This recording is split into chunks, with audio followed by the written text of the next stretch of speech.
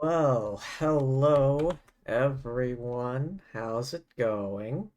I'm not actually sure anyone's here yet, but here I am, that's for sure. Yeah, more Genshin today. Gonna continue the Windblume event. No, not that one. This one. Do you want to come fish blasting with me? I'll get grounded for a whole day, but it's way worth it because the fish taste so good. Maybe. I mean, I still gotta wait 2 feckin' days. I think I already did this last night, but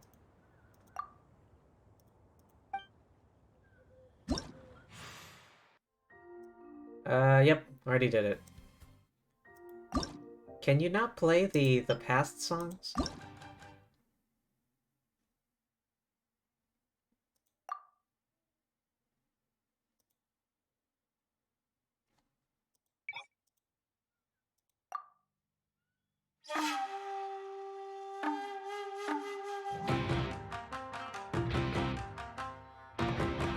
Oh, so that's how this works.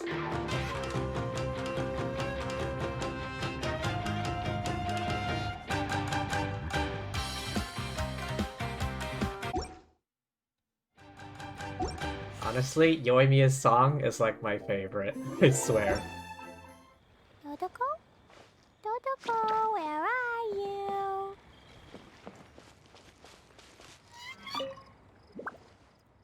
I'll give it a go. Challenge number 3. 45. Alright, well, here I go.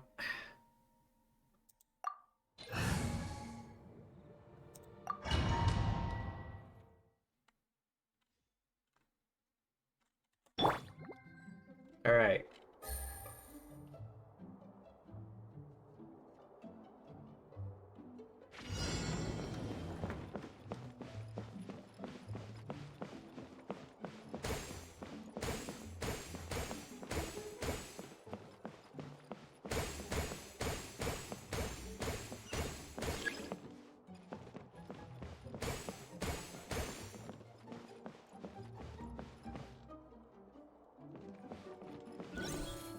Oh, wait, what? Upstairs. Hang on, hang on, hang on. Here?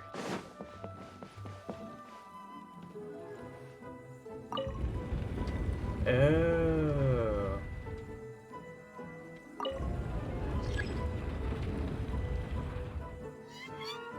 Take it easy.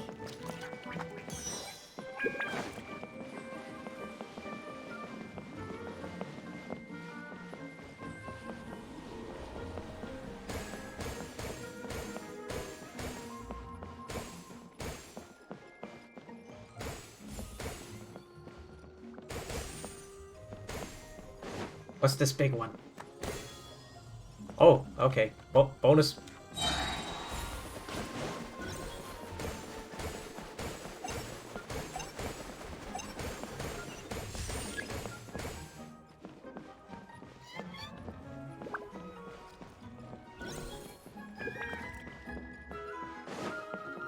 This way?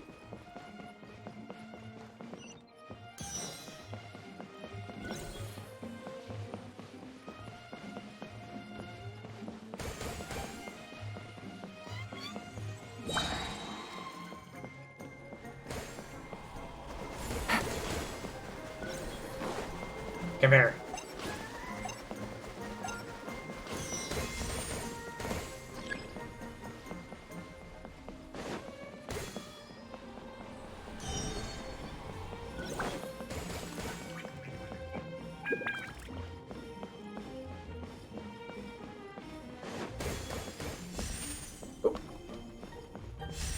Oh, come on.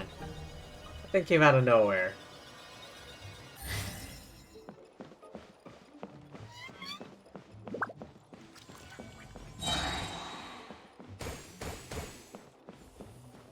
Take it easy.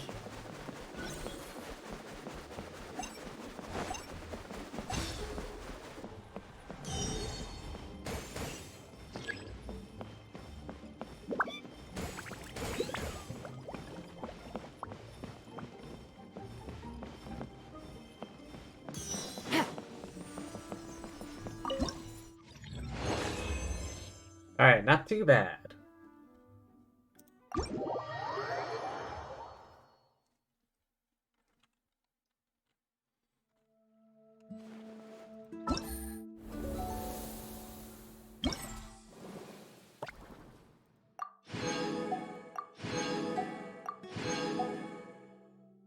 And that's that.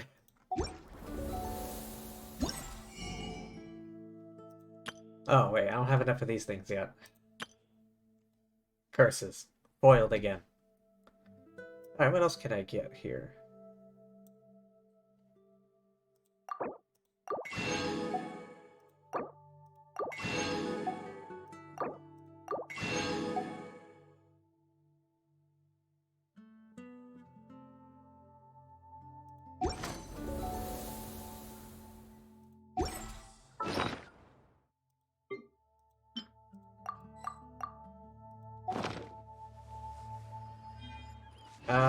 The photography thing.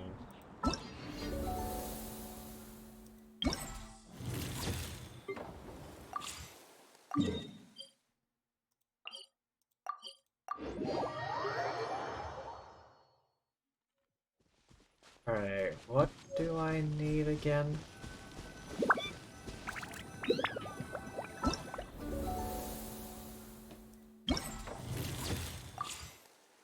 Pyro.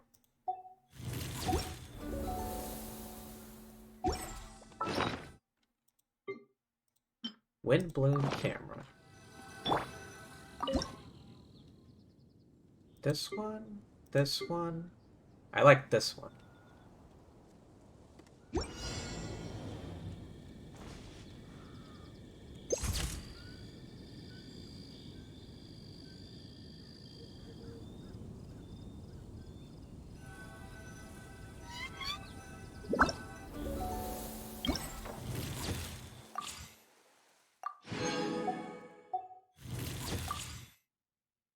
Storm Terror's lair. Alright.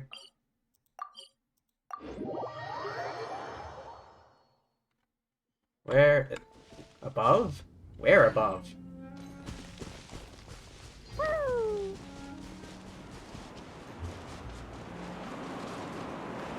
Yeah!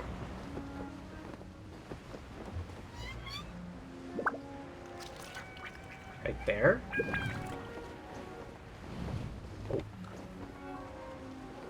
Ah! Alright, what are the requirements for this one? Normal or charge attack?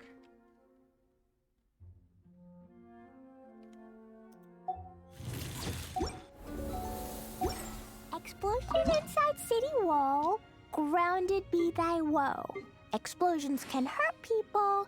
Gin can be dreadful. Mondstadt be bombed. Klee be doomed. Those are the survival rules that the Knights of Favonius gave me.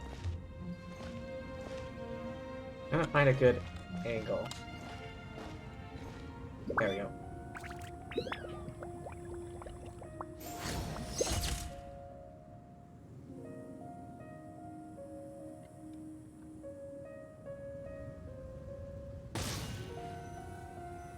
Nothing like photo taking than explosions.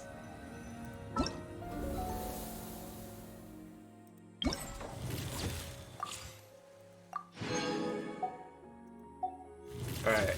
Oh, the city itself. 1700 and 1900. Closest point would be the statue here, I think.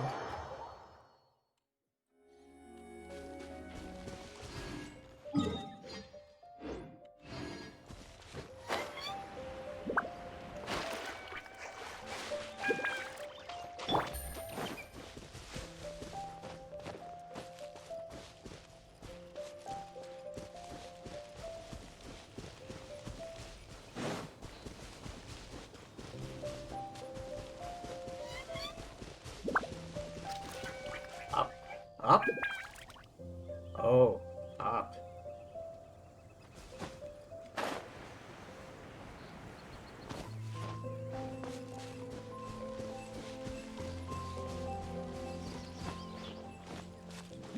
Alright, Alright, it looks like I got some climbing to do.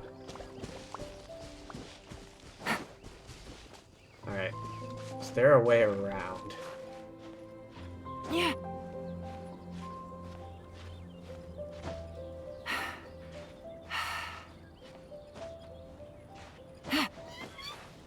Nope, nope. Oh my god. I was just trying to get to this ledge.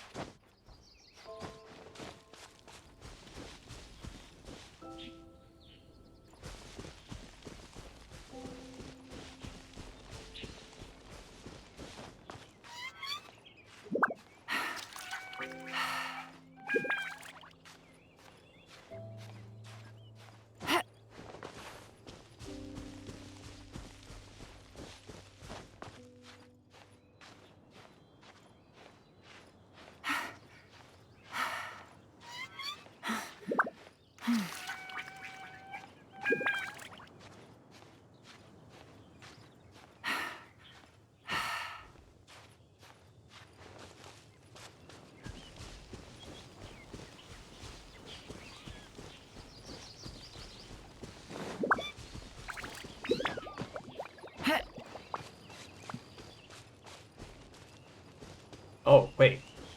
There's also a viewpoint up here? How did I not find this already?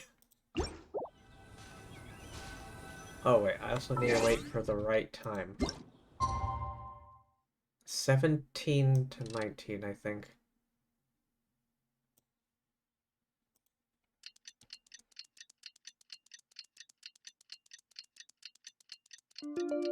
Like around sunset.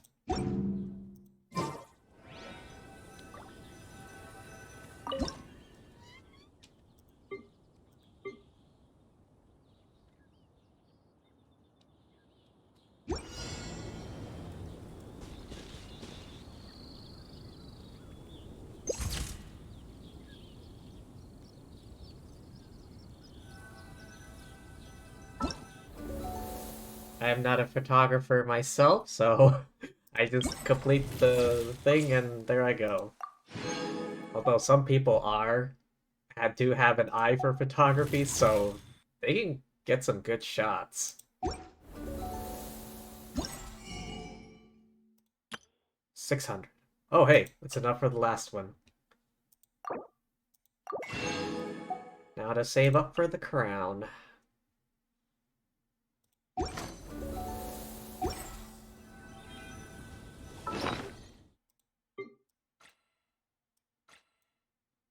Where is it? No, see, oh, there it is.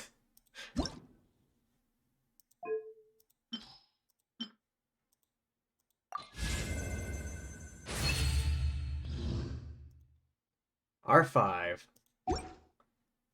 I have a bunch of these R5, like, event weapons. Hang on. Yeah, there's the umbrella. There's this.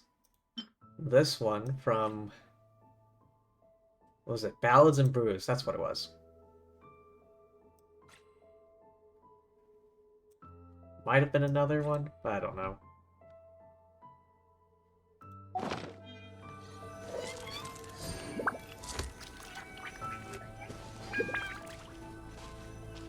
Wait until the appointed time. You know what?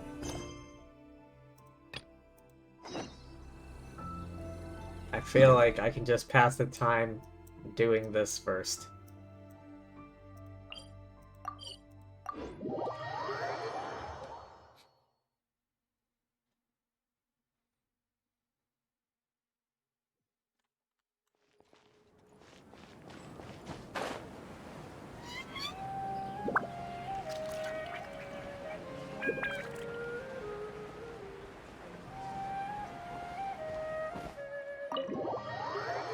This is his house? Is this your home? Yes. What's with you all of a sudden? Being all polite and inviting us over?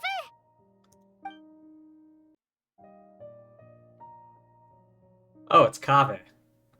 Ah, you're back. Quick, come help me see if this painting's all straightened. And Wait. huh? Who are they? Oh, god damn it. The audio cut out for me. Okay, there we go. Stop making a fuss. They're obviously guests. You're not from the academia, are you? No, we're not. I'm unsure she's seen you before. You're that person from that time in that one place! Yeah, that really narrows it down. Wait, what? How do you know me? Oh no, do people know that I live here? What? You're embarrassed only now of all times? Oh, you guys are roommates! Yes, we are, but keep that to yourselves. Please, don't tell anyone else. I just remembered. I saw a video of his attack animations, and I'm not sure what I was expecting. He's a Claymore user, but at the same time, he's not quite a Claymore user. The dude uses his magic briefcase to do things, apparently. I keep a few books on collectives and the subconscious here at home. I'll get them. You all chat in the meantime. Hey! Hey! You're leaving just like that? What's the deal, Alhaitham? ...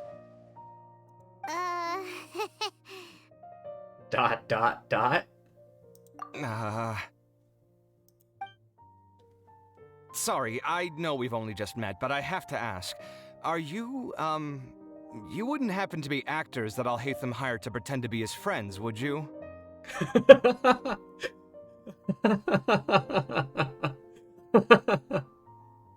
No feckin' way. What? Guess not. I've never seen him invite friends home before, so please excuse my surprise. You guys get it, right? You know, with his temperament and stuff. But aren't you friends with him? Friends is a strong word. I wouldn't say friends exactly. Okay, well, we used to be, but we're not anymore. Huh? Don't worry about it. My name is Kaveh. I'm sorry to have met you under these circumstances. Anyway, please don't say anything about me living here. You seem like you got a lot going on. So maybe Samora will make Paimon shut up. Really? You gonna blackmail him, Paimon? What? Are you serious? How could you? Of course. You're Alhaitham's friends. What? That was a normal response. You exposed your own weakness. Still, why do you have to treat me like he does? Judging by the deafening din coming from the living room, you all must be getting along quite well. Yeah, getting along quite well. Is that what you call this? Entertain your own friends, why don't you? I'll leave the books here. Skim through a few pages, too esoteric and difficult to understand. This is way too complicated. Why don't we just ask questions instead? Paimon wants to know, oh, how did you know about the collective consciousness's weakness? A year ago, Siraj presented his thesis to the Grand Sage, who offhandedly asked for my opinion. I actually responded with 2 lines of reasoning. The first, as I've already said, was that his research was on human evolution, a subject prohibited by the academia. The second was that I thought the direction of his research was too extreme, but his approach too conservative. Wait, that's too conservative? He built such a large lab, gathered all those people, and even tried to get rid of you! One way to stabilize a collective consciousness is to remove the test subject's humanity altogether. The optimal solution to achieve collective consciousness is to focus solely on the overmind and treat the other test subjects as tools. That's way too dangerous. You're not seriously considering that, are you? 'Cause, whew. I'm merely stating the facts. If Siraj had done that, I would have felt his work to be just as senseless. It's impossible for any species to evolve overnight. and humans without their humanity cannot be called humans. I guess. That's why the academia prohibited research into human evolution. Most research of this kind tends to run contrary to evolution. Huh. Paimon gets it now. Ha! That's rich coming from you. If humans aren't humans without their humanity, then you'll probably evolve into some other species in another decade, I wager. What about you? Are you going to devolve into a fungus?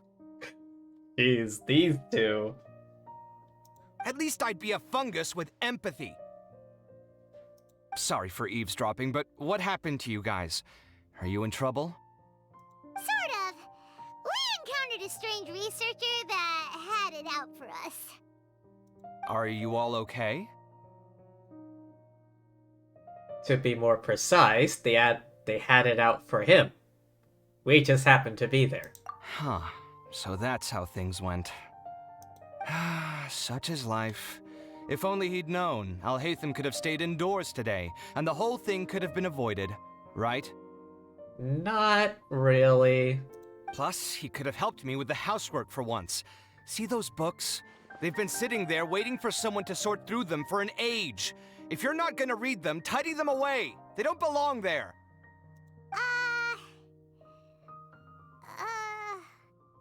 Listen to them bicker. Can you feel the awkwardness in the air? I hope you're aware of your lack of conversational skills. Oh, so the pot's calling the kettle black, is he?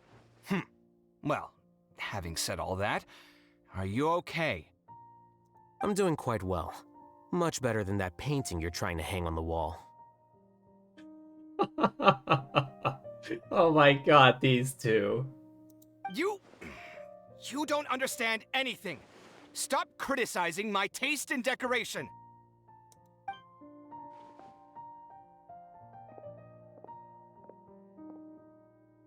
What? Why does Kaveh stay here?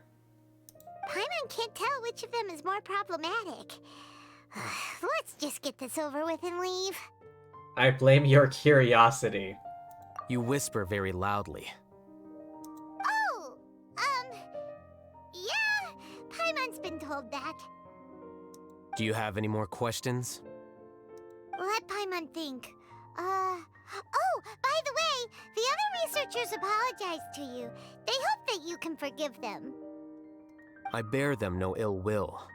More accurately, I don't really care about what they think of me. To some extent, they were also fooled by Siraj. The Matra will take this into account at their trials.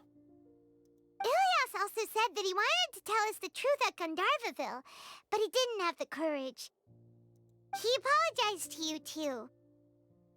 It doesn't matter. I never considered asking him to come forward with the truth.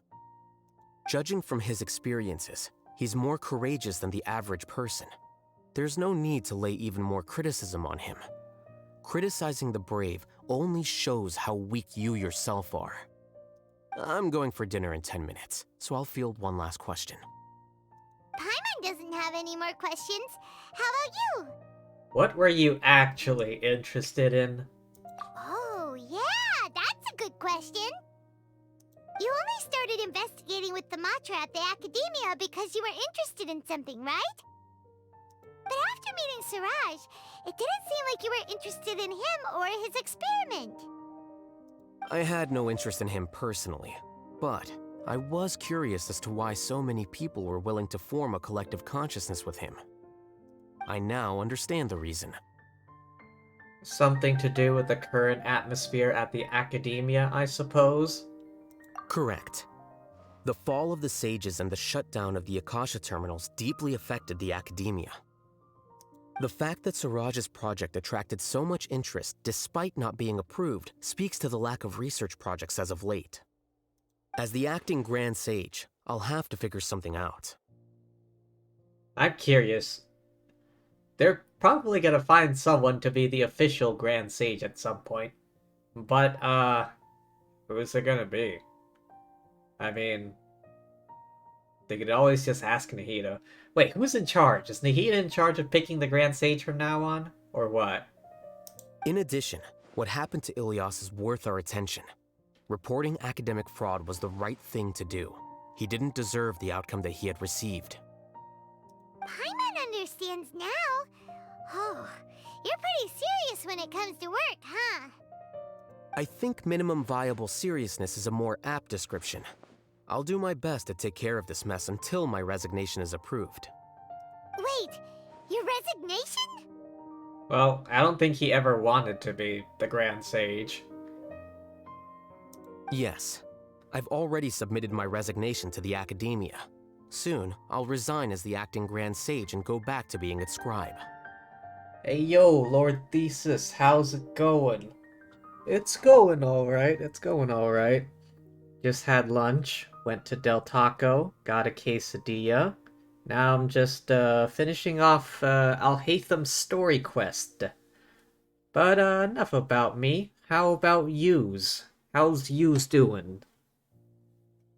I don't think Siraj knew about that. If he had waited just a few more days before acting, I would have already resigned. What he'd do then wouldn't have been any concern of mine. However, even without my input, his unstable model would have collapsed for some other reason, so it makes no difference. But why do you want to resign?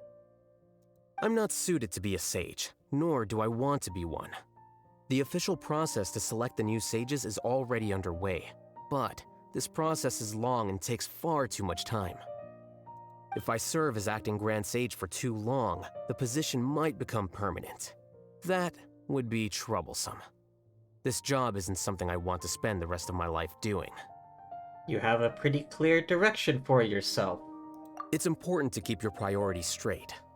Well, it's about time. You too should grab some dinner as well. Oh, now that you say that, Paimon's kinda hungry. See ya! We're gonna grab some yummies! Goodbye. See ya.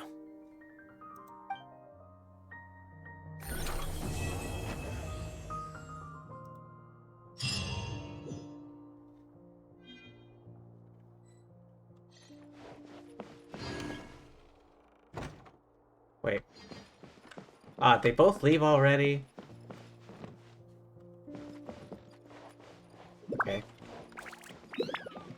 What was this door, though?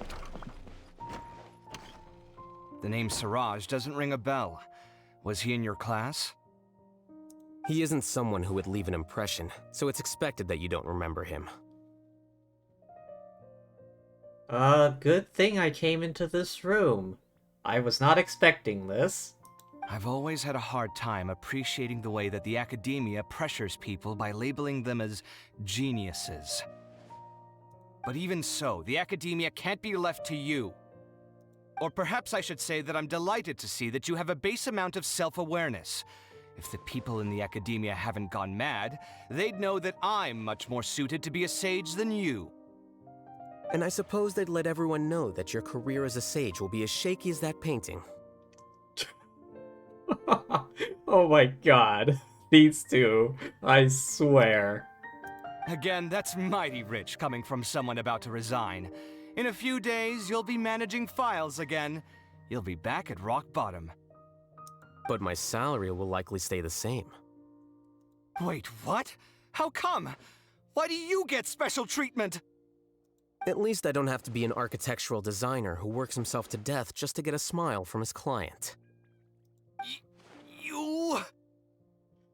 Jeez, I would have moved out already. I took time out of my day to clean the living room for you, and this is the thanks I get for it? I'd have been better off catching up on my work. I still have designs to finish. Make sure to pay back the rent you owe me. I'm going to buy some furniture with that Mora. What? Are you trying to annoy me to death? The decorations you buy keep getting uglier and uglier. What's the point of having a boring wood carving in your house? You'll have to blame that on my financial freedom. Fine. Go ahead and hide behind your financial success if you want. But if we forget Mora for a second, do you have anything of true value to boast about? I think I'd have too many choices, to be honest. You, on the other hand, can you think of any redeeming features at all? Artistry, for sure. You don't know the first thing about interior design. Don't go off buying random furniture unless you take me with you. So I'll have to bring you along and then buy you drinks? Of course. But why would I do that? It would just be another form of a loan, and you'd have to pay me back eventually. Can't you just be nice and not ask for the Mora back? Pretending that you're not in debt is as ridiculous as pretending you're not living in someone else's home. Word will get out sooner or later. Speaking of which, your friends won't say anything, right? Tell them to keep all this a secret. There's no need to hide it so carefully. I think the truth's already out. You're such a lightweight that a few drinks at the tavern had you spilling all your beans. What? No, it can't be. These two.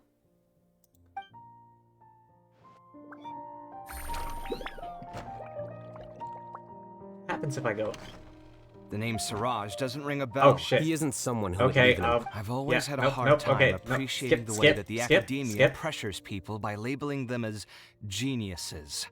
But even so, the academia can't be left to you. Skip. Is there a skip? Or Skip. perhaps skip. I should say that I'm... And I suppose that... Again, that's... But my salary... Wait, what? At least I don't have to be an architectural designer who works himself Skip. to death just skip. to get a God damn smile it. from Okay. You... I took time out of my... I didn't sure think to pay back the it would rent play you owe again. me. I'm going to... What? Are you trying to annoy me? You'll have to blame that on my financial freedom. Skip. Fine. I think I'd have too many choices, to be honest. You, on the other hand, can you think of any redeeming feature? Artistry, for sure. So I'll have to bring you... Of course. But why would I do that? Can't you just be nice? Pretending that you're not in... Speaking of which, your friends won't say anything. There's no need to hide it so... What? Turning around. Turning around. Turning around. Get the hell out of here.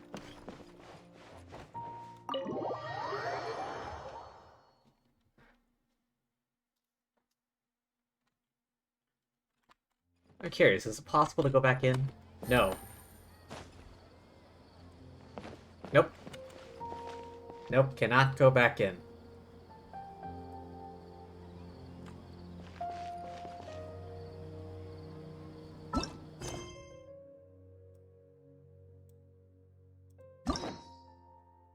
Ever so tempted.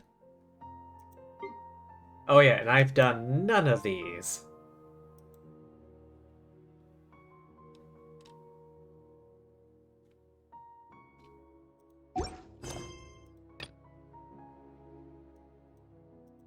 Oh yeah, that.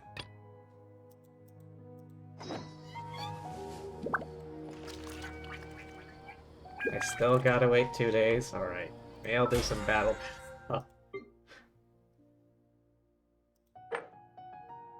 Alright, I got 8 hours left to do the weeklies. Alright, weekly bosses I it got a new is. letter from an informant. Alright, I got plenty. Who do I...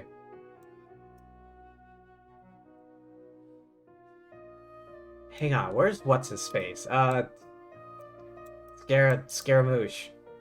Fandango. Here we go.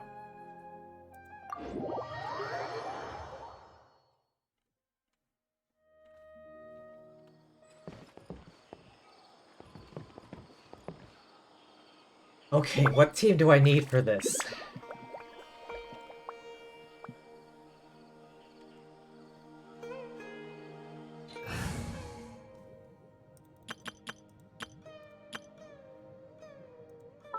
Alright, Are you going to hold a festival? okay, wait, hang on.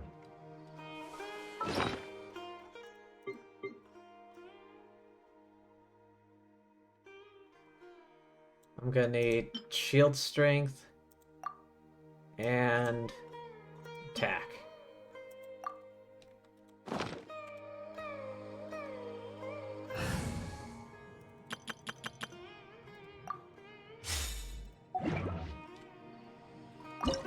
I've only done this once before.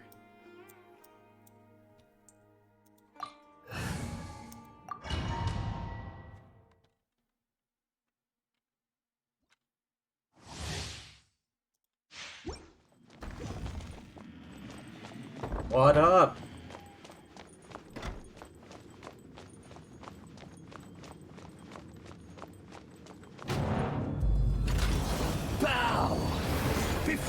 me, worm! My guiding star! I see everything! Churn!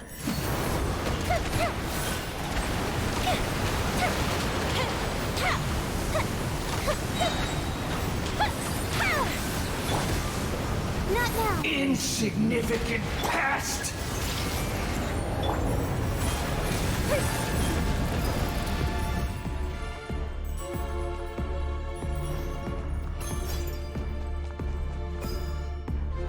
My endless cycle!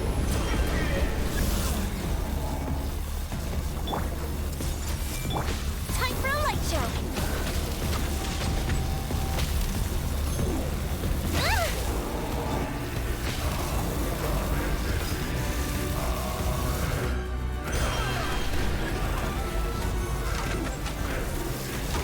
What?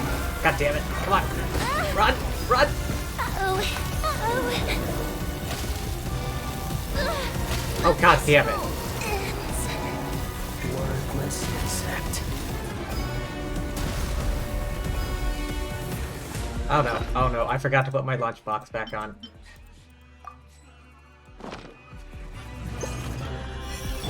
My guiding stars! At my command, you shall fall!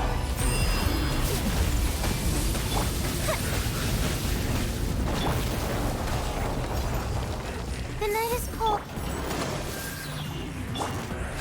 Fuse is lit! Feeble human!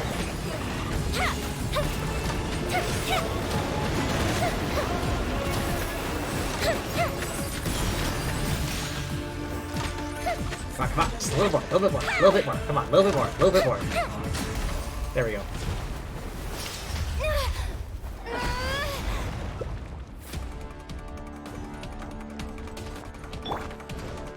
A thousand eons, mine to dominate! Ooh. My guiding stars! Burn to oblivion! What do I aim for? What do I aim for? Fire hazard! Kneel!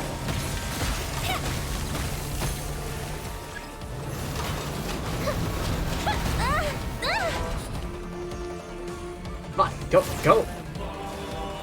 That didn't count!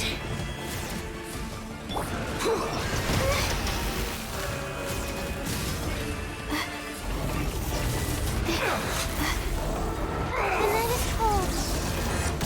Not used to this. Really not used to this.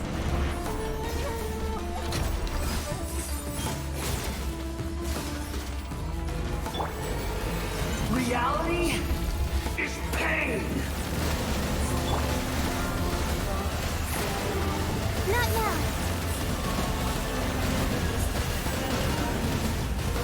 Good thing Layla has a tanky ass shield.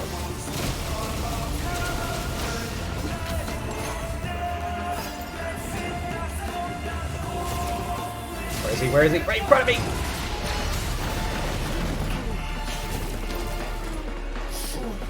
Good riddance, cruel world! My guiding stars! Fuse is lit!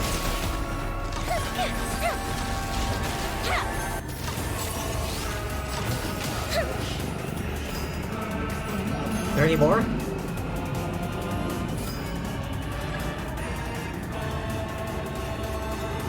Fire! Fire! Not possible.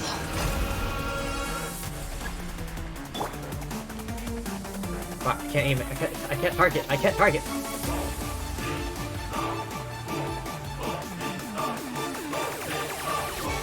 Go, go, go. I can't get close enough. I can't get close enough. How do I get up there? Oh.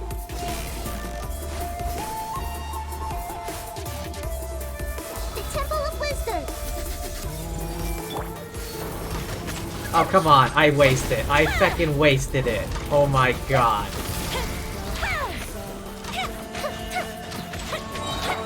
I see everything!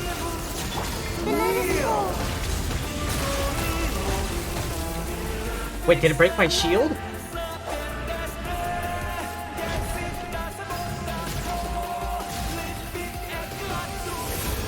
Oh damn, this guy. Reality is pain!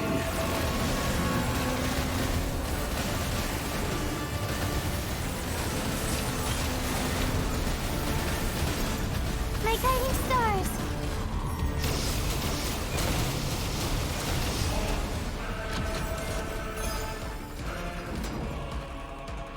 Fire! Oh my god, he moved! Burn to oblivion! The night is cold.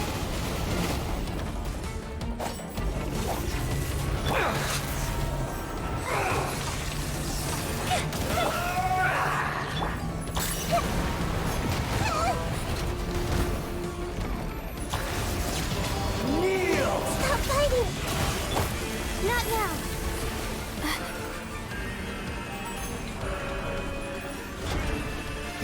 Fire! Did that not work?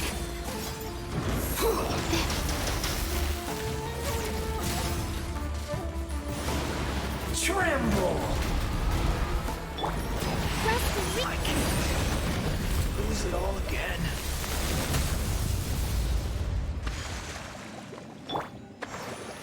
Oh.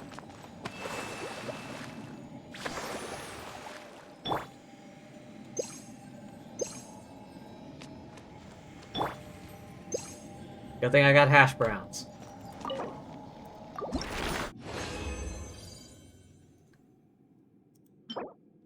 HP. Hydro damage bonus. Well, I got a solvent at least.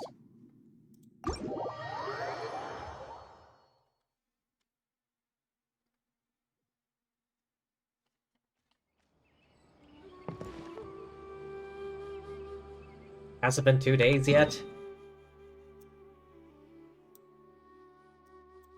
Alright, I guess I'll go fight Chonky Boy now. Oh boy, I need to do that again or something. I need to get some more practice. Alright, so Electro and Hydro today.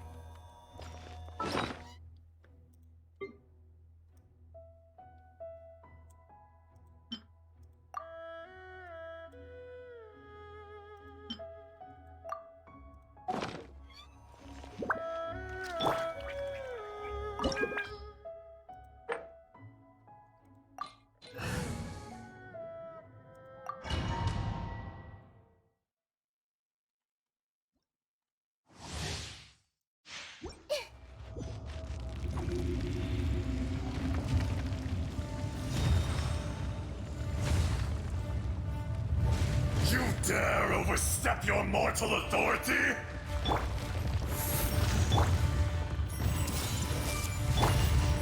time for a light show.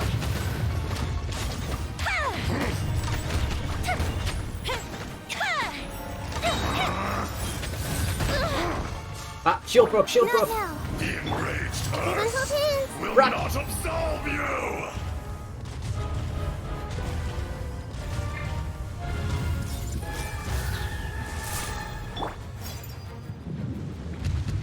Today, you witness your reckoning!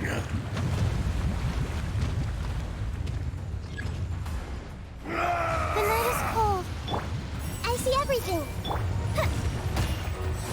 Fuse is lit.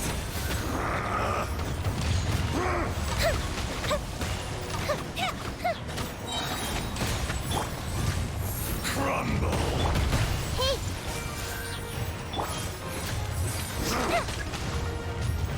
Oh, oh! Run! Run! There is no atonement for 1,000-year pain! everyone hold hands. Can I hit it from here? Yes.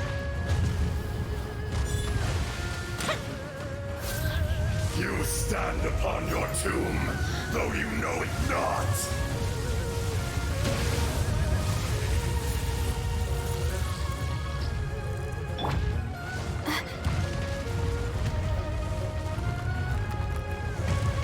See, where is he?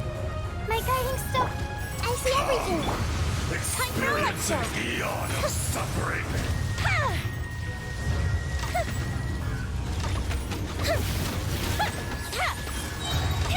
The night is cold. Hey.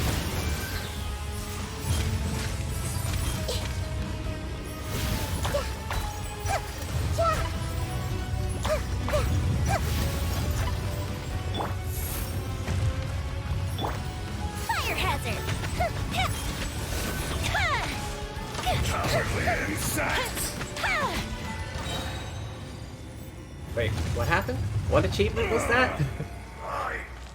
Alright, where's the flower? Be destroyed.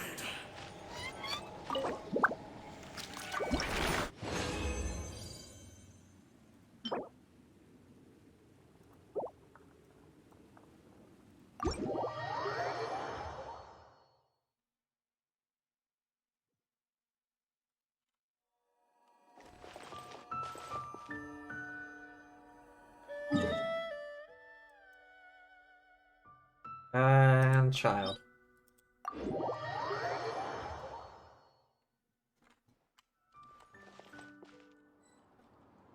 Allow me.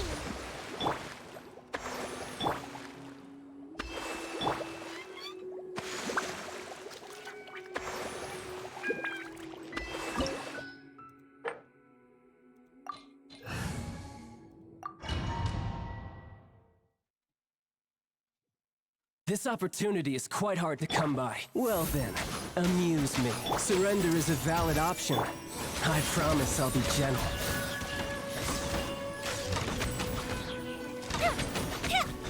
So quick to flee. Not bad. You've got a trick or two. I see everything. The fuse is lit. No use hiding back there. Watch.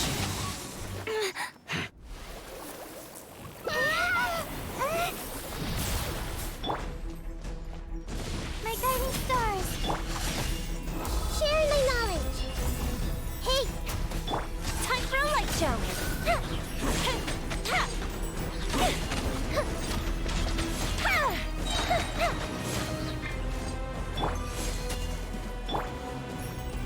Where is it? Where is it?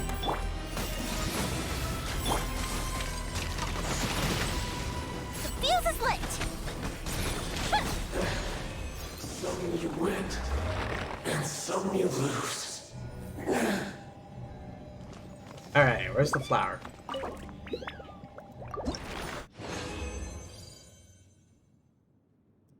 Ooh, electro chunk. I need one.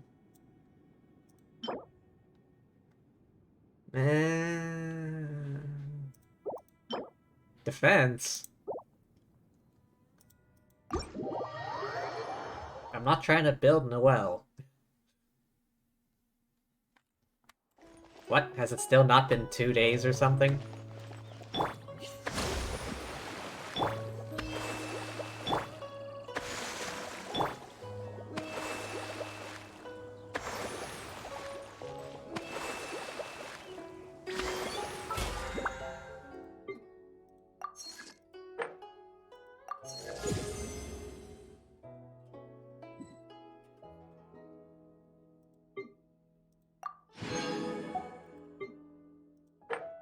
Use a total of 1,200. Oh, I just need 30 more. Alright, I'll go fight. Wait, how much do I have left? Alright, I'll go fight one random boss. Wait, which one do I need? Do I need Thunderbird? No, wait. Pyrocube it is.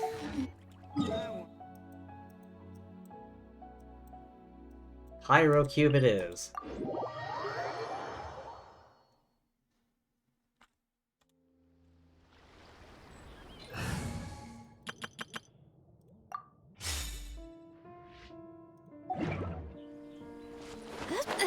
Have fun.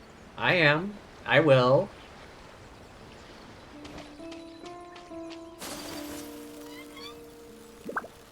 You have fun with it, with whatever you're doing as well. You said you're doing as Daha, right? The night is cold.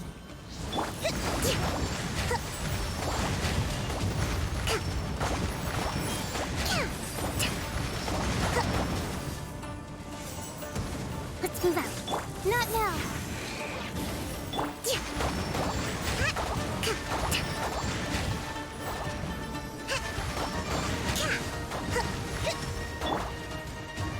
One. The night is cold.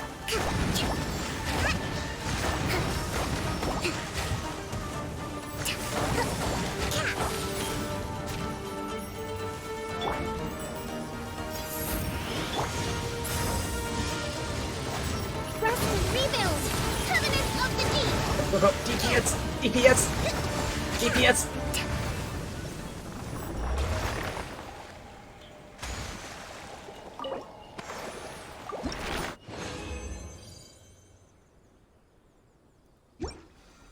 I need to level up my world level. I need to raise my world level at some point. Well, technically I can, but I'm kind of waiting for the next adventure rank increase for me, so I can get some of my characters to 90, or get close to 90.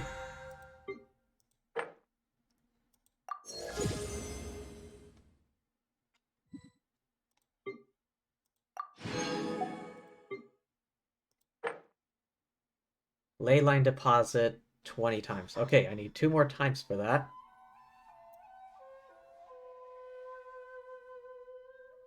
That damage on Kokumi? I know. It's like... Wait, what do I have on her? Yeah, I have her weapon, so normal attack damage is increased by max HP. This thing gives max HP. And I have, 2-piece tenacity, so another 20%. And burst increases normal attack by max HP. So, with all that HP, she is doing damage.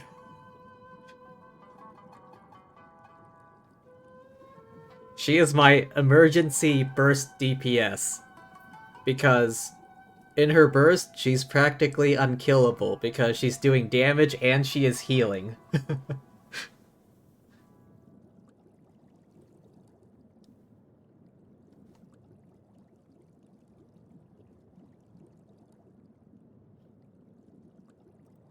Everything, all of it is going into HP. All that HP adds up to damage. It's like a couple thousand per auto attack. The highest I saw was like 8,000 for that last hit, and then like the first 2 hits in the auto attack were like 4,000.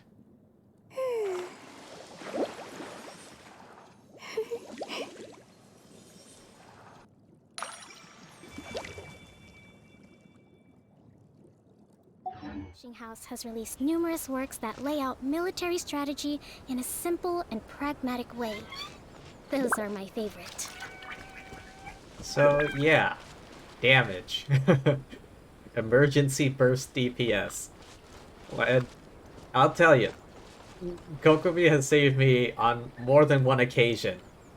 Like, all my other characters are on life support, and I bust her out with the burst, and then she takes care of it. And heals them all at the same time. And herself. Healing plus damage. Pulling for her was a good choice for me.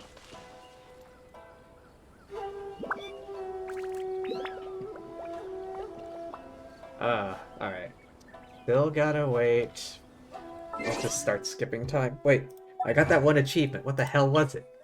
Defeat Azdaha in all its forms. Oh, okay.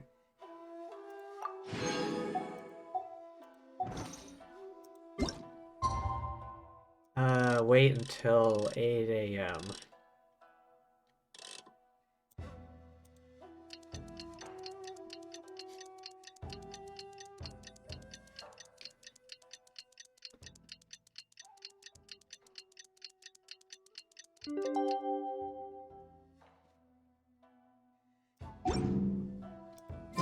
Today's the day! Let's go meet up with Sucrose! Okie doke.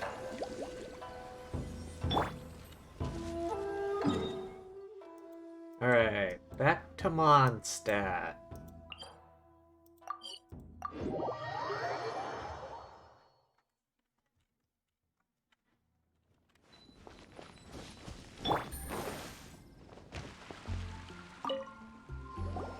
Sucrose, we're here! Hi, cutie. Oh, Traveler, Paimon. I only just arrived myself, so I'm still getting ready. Ah, and Kale just passed by a moment ago. She said she had some things to sort out at the inn where she's staying, but she'll meet up with us when she's done. Apparently, Tainari and Sino both went out, but she stayed behind because she wanted to help us. How has progress been on your end? Not too bad. After reviewing it again with fresh eyes, I came up with a new theory which seems to hold some water. I'll attempt to explain it as simply as I can. I believe that each of the 4 things in the prophecy refers to a different field of knowledge. So, in a way, the prophecy is a test of the reader's intelligence. But it's unlikely for any one person to have expertise in all these different areas. So I suggest that we seek out one expert from each and get their opinion. I see. Also, in 2 out of the 4 areas, the prophecy seems to want us to find specific people. It may even turn out that the people themselves are the answers. Interesting. So it sounds like we should put our heads together and list out the people who can help us. Exactly. I think we can go through each riddle in turn and generate 4 groups of names to match the 4 questions. Makes sense. Alright, then let's start from group 1. The first riddle was, a flower that is not of this world. Personally, I would still go with Albedo for this one. Alchemy is the most likely to have to do with otherworldly things, and he is by far the leading expert in this regard. You'd count as an expert too, you know. Exactly! You're the creator of the tetratanic sweet flower. Who knows? Maybe that's the flower we're looking for. Huh? You really think so? How is she so adorable? Oh, but what about Tainari? He's a forest watcher and knows all about plants. If it's a flower we're looking for, maybe he's the man for the job. Alright, I'll add him to the list as well. Okay, so that's 3. Albedo, Sucrose, and Tainari. On to group 2. This subject is a guide who will never get lost. That's kind of abstract. Does it just mean someone who never loses their way? Wait, but they have to be able to guide others too, so it's not quite as simple as that. Perhaps an astrologer then. Mona? Oh, you mean Mona? Yeah, she definitely counts. Mona. Yes, she certainly seems very confident, and she can use her astrology to guide people. Would Bennett count? Why Bennett? Well, his luck's so bad that as long as you go in the opposite direction from him, you'll always be going the right way, right? I see. I suppose I can't argue with that logic. Logic, quote unquote. Add him to the list. Finding everyone won't take long, so one extra person won't hurt. I know. Would Outrider Amber be a valid candidate for this category as well? I guess. Yeah, she would! She's got a great sense of direction after all. As a matter of fact, when the Traveler and Paimon first came to Mondstadt, she was actually the one who gave us directions. Yes, she's certainly a good guide.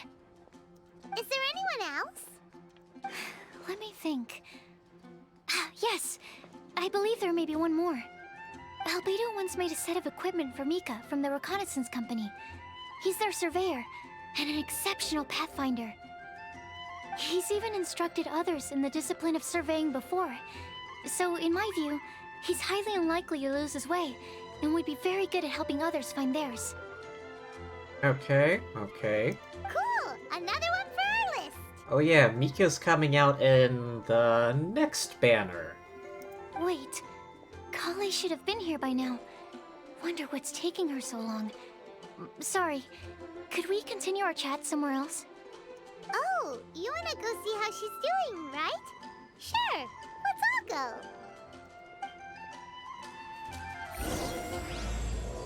go. Alright, part 2. Where to? Talk to Kale.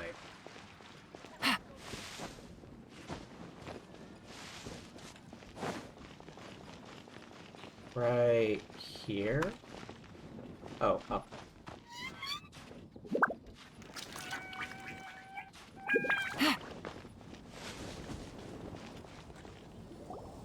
Hi, Kale. Hope we're not intruding or anything. Is everything okay? Sucrose! I was preparing some stuff. Is it time already? Oh no, I'm sorry.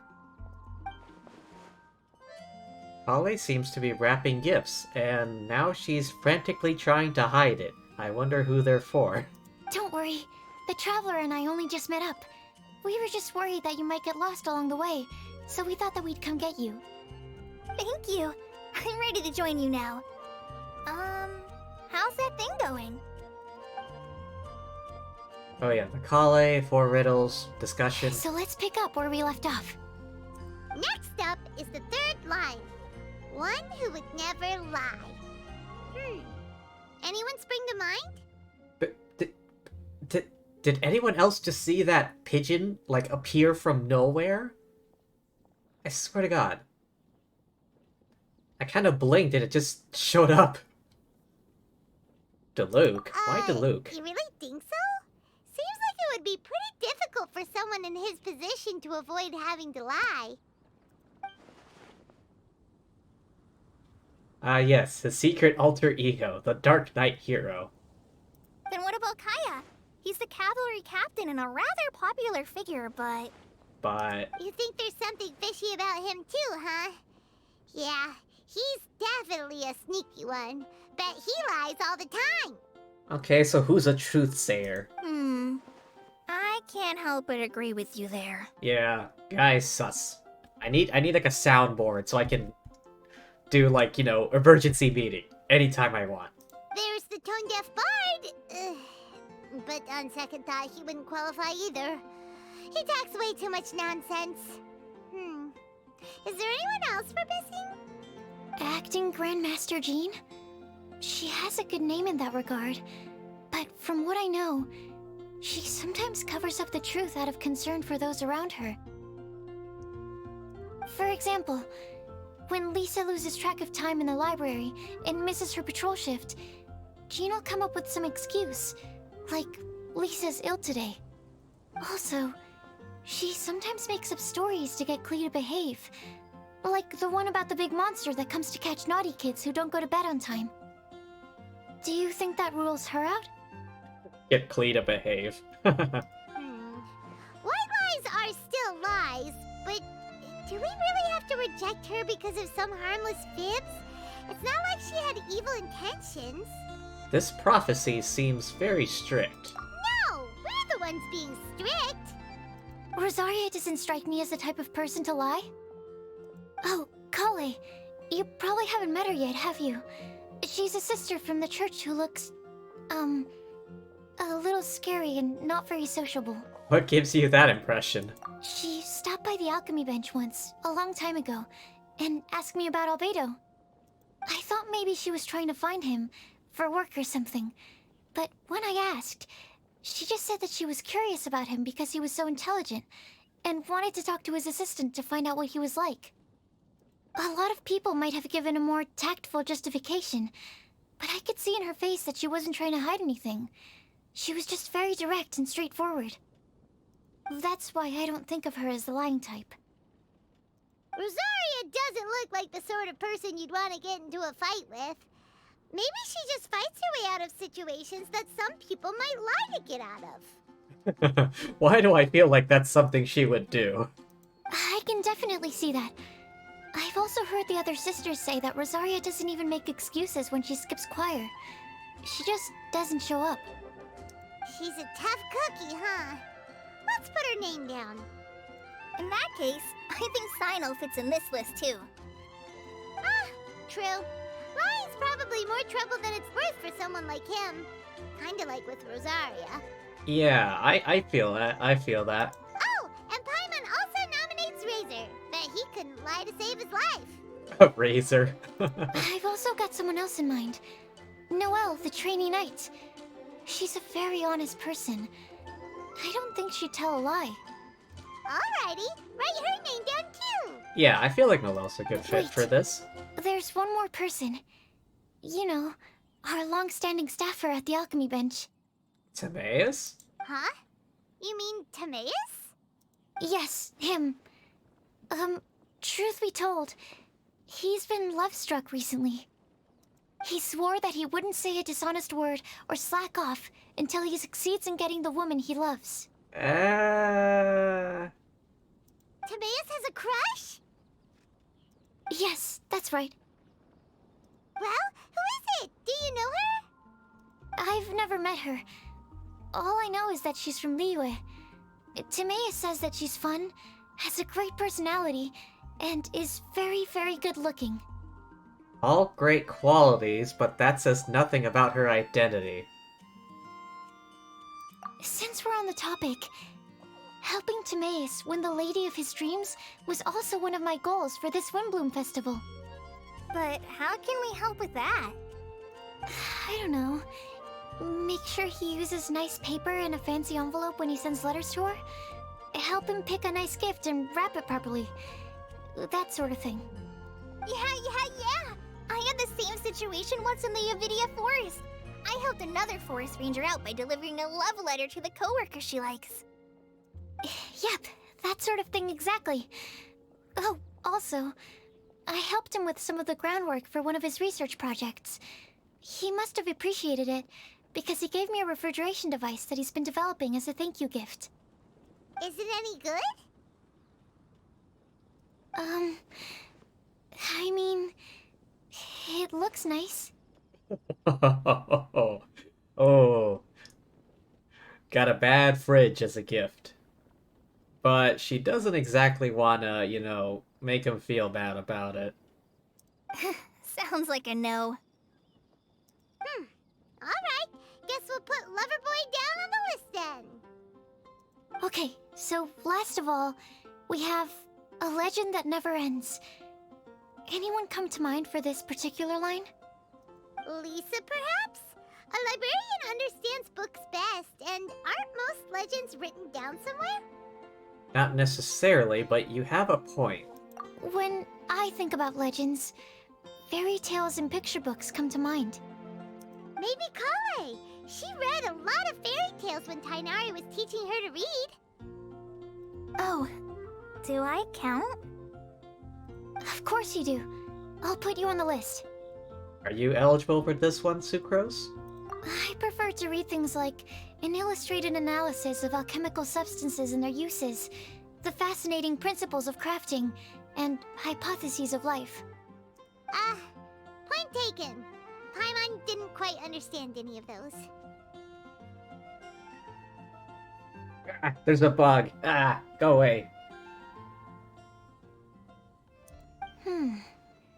Klee might be a good choice.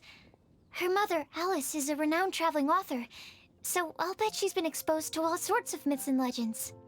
Yeah, and Alice is like 500 years old or something. Alright then, Klee makes the shortlist. Well, that should just about do it. Next up, we should go and ask the people on the list about the prophecy. Do we have to ask absolutely everyone on the list? It seems like a lot of people. Yeah. It is. So, I was thinking that perhaps we should split up. That might make our search more effective.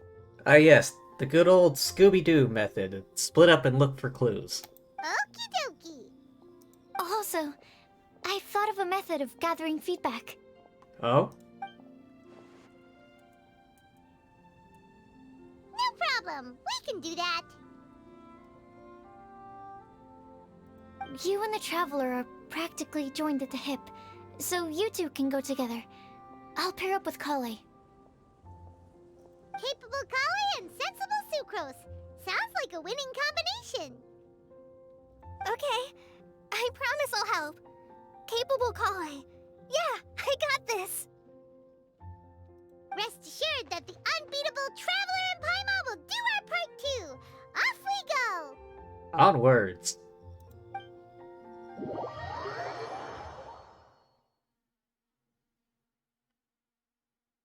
I plan on starting from the person with the most defined stronghold.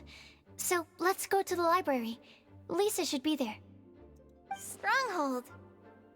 That's an, interesting word to use. Describing the library as a stronghold. Maybe den? No, that's even worse. How about lair? What? Oh. Shit. Okay. This is the library, right? Here we are, Lisa's lair. Oh no. That was a bad word choice. Now Sucrose is using it. It's all my fault. Lair's not bad. Better than Stronghold or Den. Lisa, might I ask if... Huh? Not here. Oh, these three are. Sucrose. Kale. What are you doing here? I can only sucrose that they were Kale-ing on someone. At least that's as far as I know. Oh god damn it. The jokes. The jokes. Oh, please, just stop it with these puns. I beg you. Are you trying to win worldwide fame for unfunny jokes? Is Lisa not here at the moment? Surprising, isn't it? She went out. I'm afraid it's just us here looking for information. Except me. I'm not here for information. Like you, I came here for an abortive search for the librarian, who is also my academia senior. Oh yeah. Oh, so you studied in the same darshan as Lisa? That's right. Her mentor in Sumeru was also my benefactor. We were both Spontamod students. Wow, that's cool. But wait, we're getting sidetracked. We came here to look for some information. Kale and I are investigating a prophecy, and we were hoping you all might be able to help. If anyone can help, it's probably Albedo. Oh? What sort of prophecy? Explaining the prophecy, the information they compiled. I see.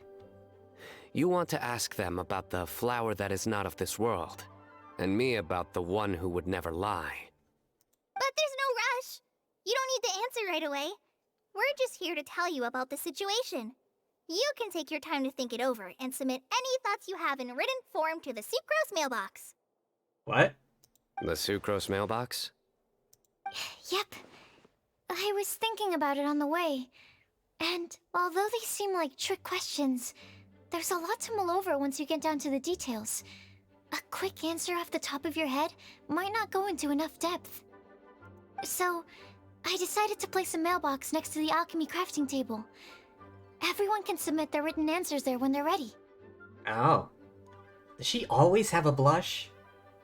It seems like she always has a blush. Hang on, let me check Sucrose when I get out of this cutscene. We don't have to call it the Sucrose mailbox, though. It could just as well be called the Sucrose and Kale mailbox. Or even the Sucrose, Kale, Traveler, and Paimon mailbox. Okay, that's getting a bit long there, Sucrose. I think in this case, we can just go with your quick answer off the top of your head. Haha.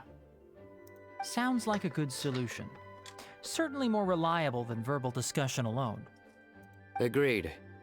Certainly when it comes to discerning whether someone is a liar or not, you cannot simply take them at their word. Understood. Once we've had a look into it, we'll place our replies into your mailbox. Thank you all so much. Okay, let's tick them off the list and carry on working our way down. Already done.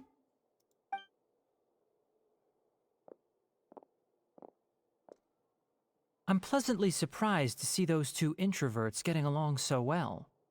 Do you get the feeling that Kale's return to Mondstadt has emboldened her more contrarian side? Yes, I'd noticed that too.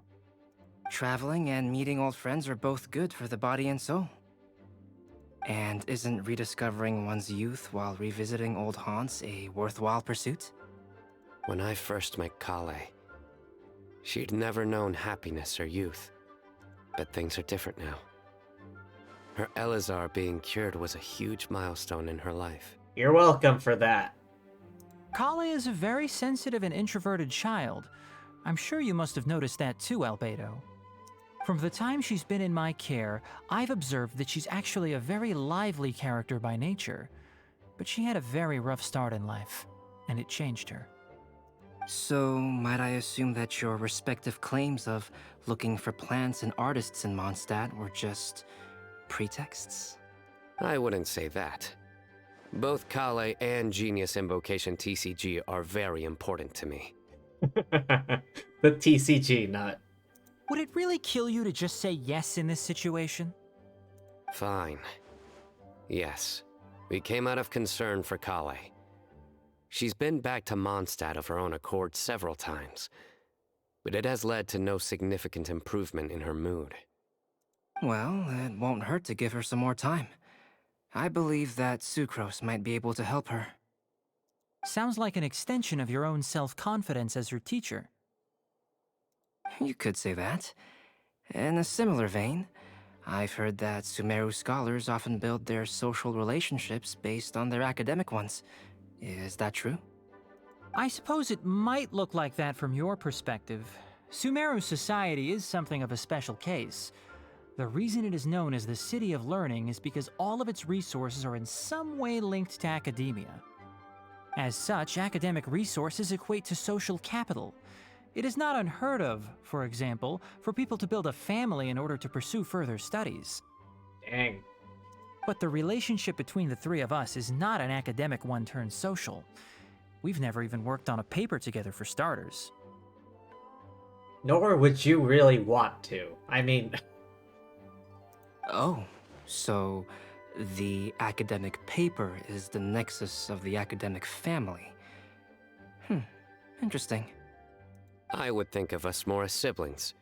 An equal and pure relationship, unaffected by academic considerations. As much as I'd prefer not to admit it, that statement is not inaccurate.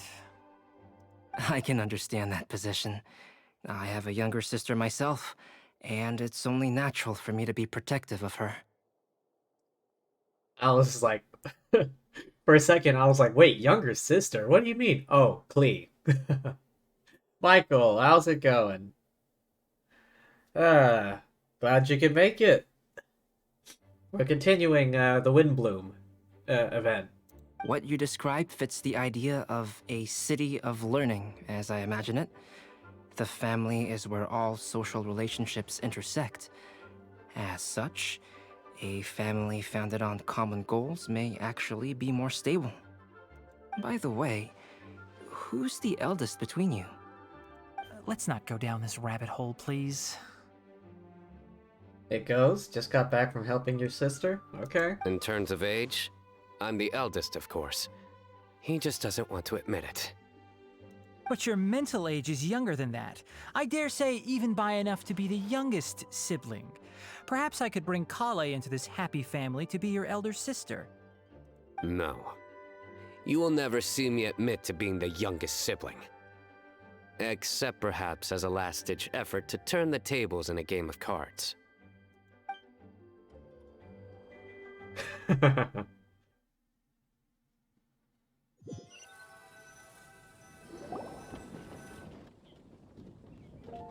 we'll leave Kale and Sucrose to it. Fingers crossed all goes well for them. Now then, where should we go first? Let's try our luck at the bulletin board, shall we? A lot of people up there at some point in the day. Maybe we'll get lucky. Oh. Mondstadt bulletin board? Onwards. Wait, was there always a bulletin board? I never pay attention. Oh hey, it's Lisa and Mika. And Bennett? And Razor. Jeez. Nice! Just as we hoped! There's a load of people here. Almost everyone they're looking for. Huh? Even Lisa's here. Hi everyone, long time no see. Hey there, Traveler and Paimon. It's been a while. How have you been? We've been doing pretty well. You look surprised, cuties. Is it because of me? Teacher is not at the usual place. Oh, please. It's not as if I'm glued to my chair. I like to get out for a little fresh air every once in a while. Mika's here today, so I thought it'd be a good time to introduce him to Bennett and Razor. They're all out and about quite often, so it's helpful for them to get to know one another. Hello, everyone. My name is Mika. Good to see you again. We've met before. I look forward to working with you. No need to be so formal. We've known them for ages. They're cool. Windblume. Fun? Actually, we haven't gotten to the fun part yet. We've been busy investigating a prophecy. A prophecy? What kind? A good one or a bad one? We explain the prophecy and tell everyone what we've learned. Gosh, that all sounds quite fascinating. You say fascinating. I can't believe I made it onto your list of names. You really think I'll be able to help?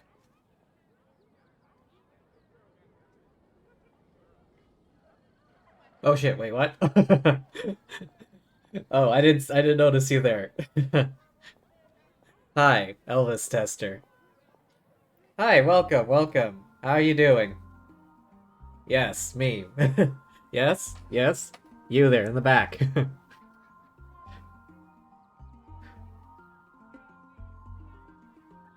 But yeah, welcome. How you doing? Believe in yourself. Right. Believe in yourself. You're a first-rate adventurer, Bennett. Okay, then in that case, I'll step up and present my thoughts on the matter. Except I forgot I'm not really good at organizing my thoughts. Oops. Your legs itch? Terrible? Ooh, that's gotta be rough. What happened? You brush up against some poison All of ivy? your thoughts right here and now. Sucrose said she'll put a mailbox next to the crafting bench, so you can just write down your thoughts when they come to you, and drop them there. Bug bites, perhaps? A meticulous and efficient plan. Yep, that sounds like sucrose. Gonna fight God for this and win. I will think also. Give me some time. You still have other people on your list that you need to go see, right? We should leave you to it. Don't worry about us. We'll drop off our letters at the mailbox as soon as we're done. Okay, bye for now. Let's head over to Star Snatch Cliff next. Maybe we'll be able to find some people there.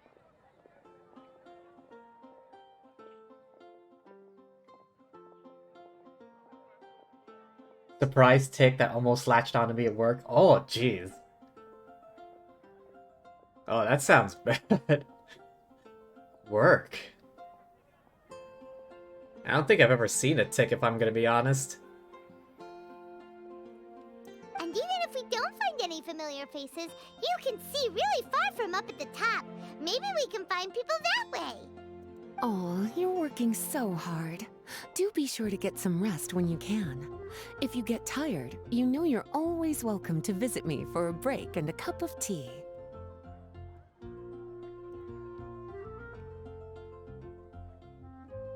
Indestructible? Really?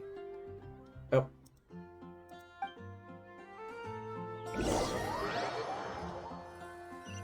Sucrose and Kale arrive at Stormbear Mountains. Where to next? Let me check my notes. Huh, this way. Got it. Kale, please follow me. Wait, is this my Sucrose? I think so.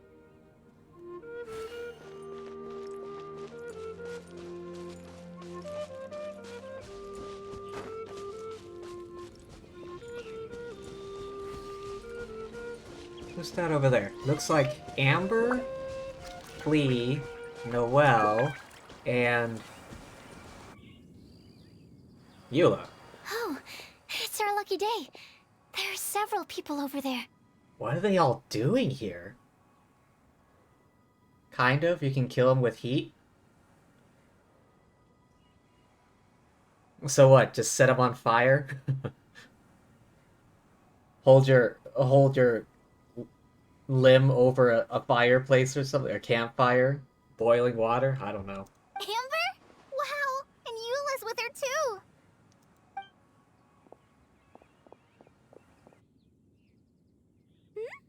Oh, Klee also spies the girl with the long scarf. I mean, when in doubt. In the Midwest? Well, I've never been there, so I wouldn't know. I mean, when in doubt, just set things on fire, you know? Kale, we were just talking about you. Ah, right, I don't think you've been introduced to Noelle before. Kale, this is Noelle, maid of the Knights of Favonius. Nice to meet you, Kale. I missed you the last few times you were in Mondstadt, so I'm glad to finally meet you in person. Maid, quote unquote, yet look at the armor she's wearing. Oh, nice to meet you too, Noelle. My name is Kale. But you already knew that. Relax, you two. There's no need to be so courteous. We're not on some kind of diplomatic mission here. Still waiting for a Eula banner. Probably in another few millennia. Klee, what are you doing here? Are you planning to blast some fish? When in doubt. Nope. Klee's on patrol with the other knights. Oh yeah, that's right, she's technically a knight. Huh. Now that you mention it, it looks like everyone here is a Knight of Favonius except for Kale and me. I'd heard that there was a very young knight in the ranks, but it's still a surprise to see with my own eyes. Kale, what do you do? I'm a trainee forest ranger in the Avidia Forest. Trainee? It means I'm not officially a fully qualified forest watcher yet. I'm still learning. Oh, you're just like me. I'm still working towards becoming a fully qualified knight. Technically, though the distinction is hardly relevant right now. This isn't a very formal patrol. We're just chatting. Don't panic, Kale. Just pick a topic and join the conversation. Don't panic. Whatever you do, don't panic. It's just Amber and her friends. There's no need to be nervous. Oh, she's definitely panicking. A whole lot of new people she's never met. Let me guess. Were you chatting about the new guests in town?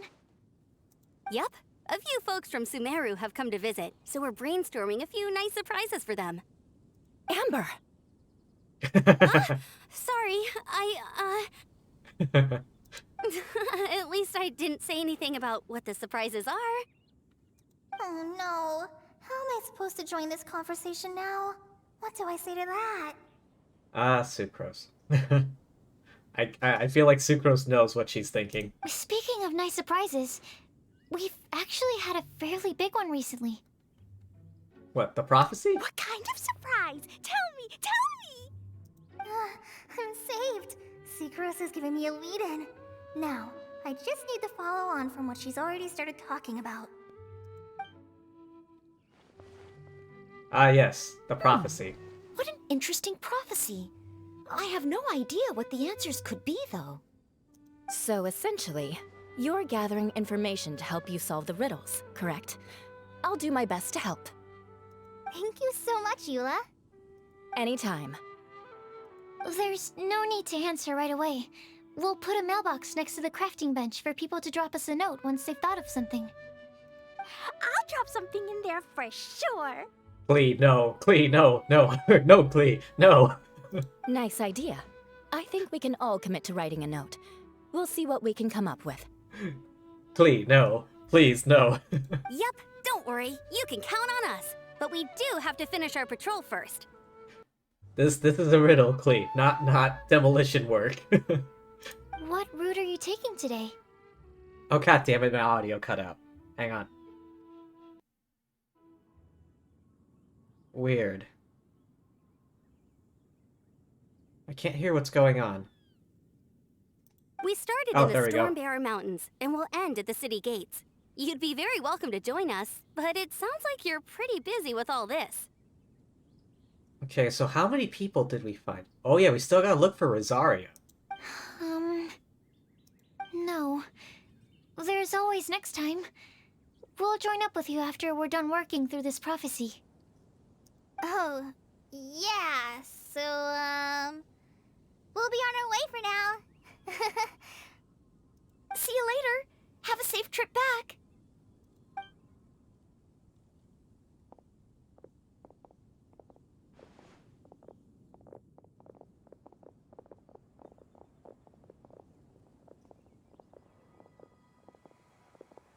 Are you okay, Kale? She picked up on it, did she? Was it that obvious? Kinda. No, not at all. It just looked like you had something on your mind. So that means it was obvious.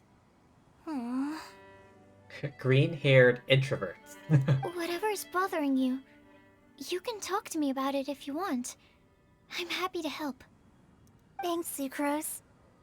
Well, the truth is, I don't really know how to act around Amber and the others. Really? I thought you two were good friends. We are. Amber's a really important friend to me. I'm hearing a but. I don't know. I guess if I'm being completely honest, the problem's probably with me. The first time I came to Mondstadt, I was really immature. I didn't want to let people in, and I was generally pretty awful to everyone.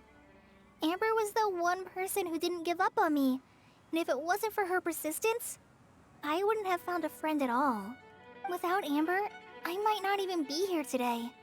And because of that, I really look up to her. I think of her as my role model, and hoped that maybe one day, I could learn to be like her. But after trying and failing for several years, I think I finally realized. I'm no Amber, and I never will be. Yeah, because you're you. Looking back, it seems silly that I ever thought like that. We're nothing alike at all. My personality's so...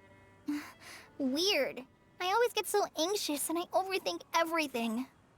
I mean, I'm pretty sure everyone understands wanting to be like your hero, you know, people you look up to, but at the end of the day, you're you.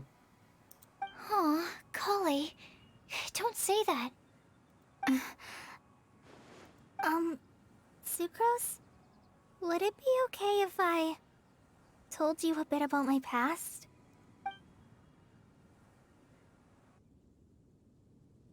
Stop at a place with some lovely scenery.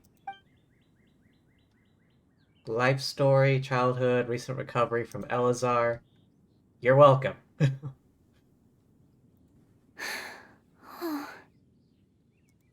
already knew bits and pieces about her, but still, why did she have to go through all that? I'm sorry. We've only just met and I'm already dumping all of this on you. This is why I get so frustrated at myself. I'm always doing this. I get into a spiral of self-doubt, and then I end up having to find somewhere to vent it all out. No, it's fine. I'm really glad that you're willing to tell me all this. People don't open up about their deepest feelings unless they really trust the other person. Don't you think? At least, I think it's kind of an honor. And, I mean... You've probably noticed by now, but I don't have the best social skills either. I always just end up talking about the things I'm interested in, and going on and on. But even so, you still listen to me when I talk my head off about alchemy. It's a relief to listen to you talking about yourself for once. If you hadn't told me all of those things, I never would have guessed that you struggle so much. Honestly, I feel like we're very similar people. Really? Yeah. Everyone has their own problems to deal with. I certainly do.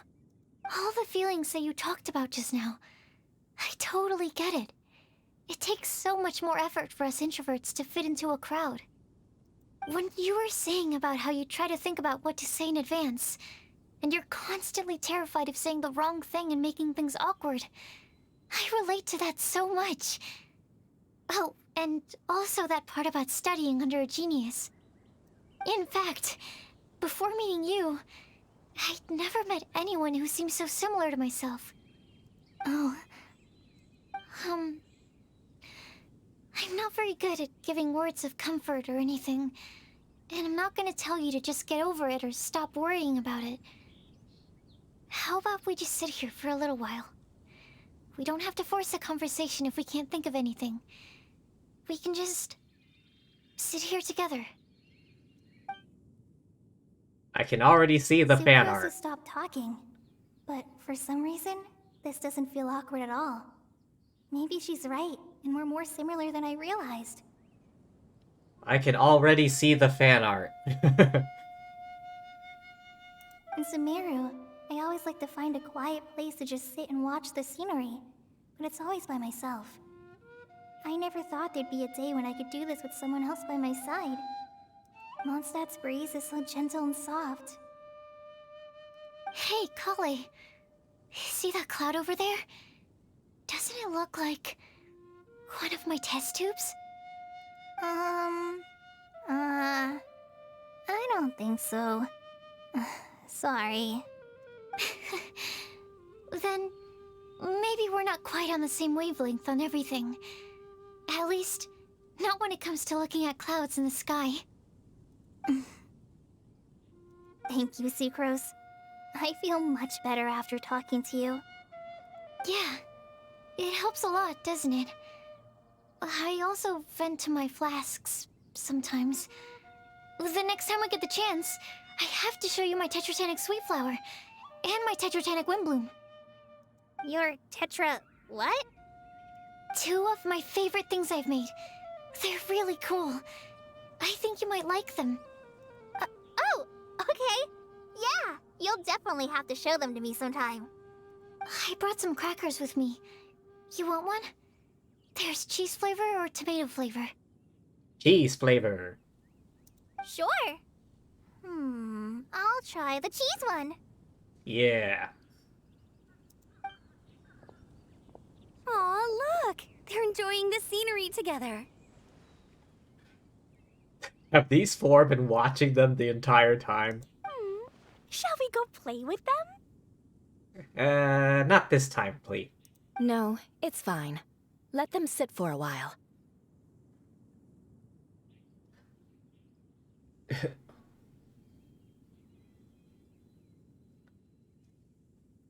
What, dip your nuts in Tabasco and call it roasted chestnuts? What? What the heck? We're not what Kale needs right now. She needs a new friend. Someone different, who's never met her before. I don't get it. Is there a difference? There is. You'll understand once you're a little older, Klee. People can draw different kinds of strength from different kinds of friends. And right now, Kale needs someone that's just not the same old me. On the other side, Star Snatch Cliff. Alright, where the hell am I? Oh. Go!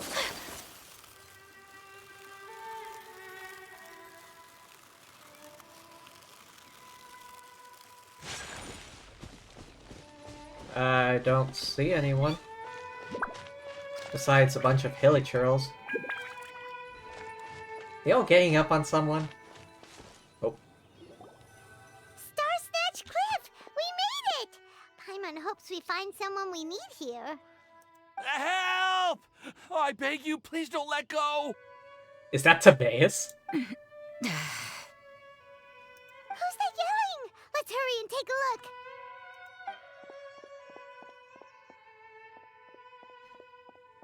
Timaeus? And we also have Rosaria and Mona? What kind of mishmash ensemble is this? I get the feeling Mona saw that he was gonna fall off the cliff. Good question. What kind of a motley crew is this? It's been a while, Traveler. Greetings, everyone. Happy Windblume. You two are looking pretty good. I trust you've been well. 5 minutes behind right now in the story. What? Yep, we're definitely faring a lot better than this poor guy on the ground. Hey, please don't rub salt in my wound. I really have been trying my best. Oh, you're one to talk. If this sister hadn't grabbed you in time, then you'd have been seriously hurt, if not dead. Whoa. Rosaria's got some cake. I know. I really am grateful, miss. I can't thank you enough. Don't mention it. Just lending a hand. Quite literally. And had she not lent him a hand and pulled him up, he would have gone tumbling down the cliffside. What happened? Did Timaeus almost fall off the cliff? Rain? Oh boy. Well, so what actually happened was I came to Star Snatch Cliff today to pick some flowers and ran into Mona on the way. She took a look at her scry glass and advised me to turn back because it would be dangerous. And she was right. But you still came up here anyway? Oh boy. Well, yes, I did, because there's something I just had to do. Oh, I hardly think giving flowers to your crush is worth throwing one's life away for. It's rare to run into someone with a death wish in this area. I don't have a death wish. I just didn't think it would really come true. I mean, when Mona said it would be dangerous, I thought I'd be fine as long as I watched my step cautiously. I'm sorry, okay? I was wrong. I'm telling you, I'm just here chasing the love of my life. Love-struck Mondstadters is what the Windblume Festival's all about. Okay, that explains you. But why is Rosaria here? Hang on, is that the Grand Shrine all the way in the back there?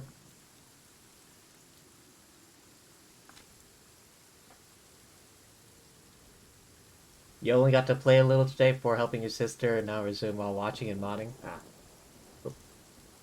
I was looking for a quiet place to escape the crowds. I wasn't planning on having to save a life along the way. So that's why the scryglass just showed danger instead of fatal danger. Very funny. Anyway, Traveler and Paimon, what brings the two of you to Star Snatch Cliff? Definitely not to get hit by lightning. Just trying our luck. We've got a lot of people we need to see today, so we've been all over the place. Actually, you're some of the people we were looking for. Huh? Ah yes, the prophecy. Huh, I see. So, all we'll need to do is find some clues, make a note, and drop it off at the mailbox? I can't believe there's a prophecy like this, let alone that I have a part to play in it. Oh, I guess this means everyone will find out about my crush now. Who is it? I came here because I wanted to give some Cecilias to the girl I love. They'll really suit her. She's... No one asked. Please, do not subject us to your gushing about your girlfriend. Oh, you saw right through me. You said you need clues, right? Well, in that case, Mona Magistus the astrologist will provide you with a personally handwritten letter. Just wait for it to show up in your mailbox. Yeah, okay, can we get this moving along? You can be on your way now. We won't keep you any longer. Yeah, everyone should leave. There's lightning. Alright, then let's head back for now and meet up with everyone else. Now, this is natural lightning, so it might hit us.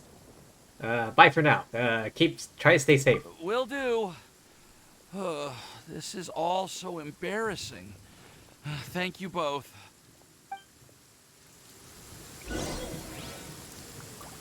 Oh, right. And there was like a guy back here that needed some help or something. I think. There's a bunch of hilichurls surrounding some dude. I think that event timed out. 'Cause I don't see him anymore. I could have sworn he was like over... Oh god! Quick, teleport. Oh, I almost got hit by lightning. I saw the marker on the ground just before it hit. Oh. Okay. We're back! Oh, but it looks like you two beat us. Welcome back. Did everything go well? Yep, we managed to find and talk to everybody. We got back a little early, so we took some time just now to put the mailbox together. We got really lucky today. The vendors were feeling super generous, so we didn't even need to pay for the materials. It's just a shame that Kale got a splinter. Ah, unfortunate. Don't worry about me. I'm used to working in the rainforest. I get splinters all the time. I've already taken care of it. We've already wrapped up everything on our to-do list for today. So, all we need to do now is wait for everyone's letters to arrive. Traveler, Paimon, why don't you get some rest while I keep an eye on the mailbox? You're definitely your master's student, Sucrose. As long as you or Albedo are around, Paimon can relax and know that everything's taken care of. Stop. You're embarrassing me.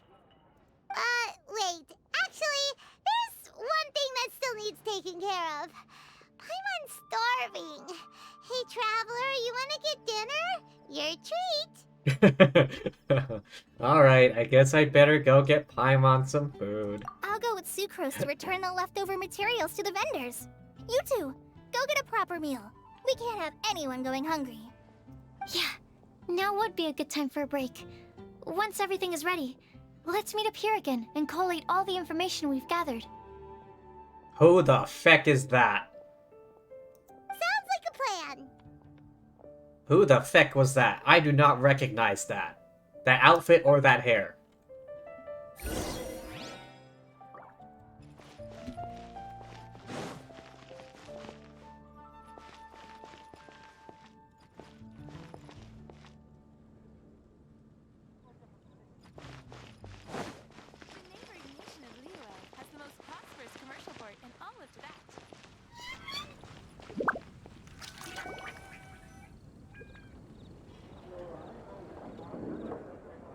Paimon will have this one, and this one, ooh, and this one.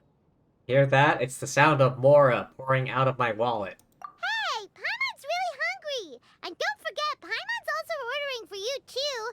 It's not like Paimon's gonna eat everything by herself. Now that Paimon mentioned it, you realize that you too are ravenous. The two of you stuff your faces. Ooh, Paimon is super full. Feels pretty good to just relax and take in the scenery after all that great food. Is everything packed up and ready? What do you think about meeting up at 5 to go to my house? Yes, everything's ready. I've packed some great wine and smoked ham. Oh, your parents will love it. Ham? Look, we've known each other for quite some time now. Don't you think it's been long enough for you to remember that we only eat bacon in my house? What? What's wrong with ham? There's nothing wrong with ham.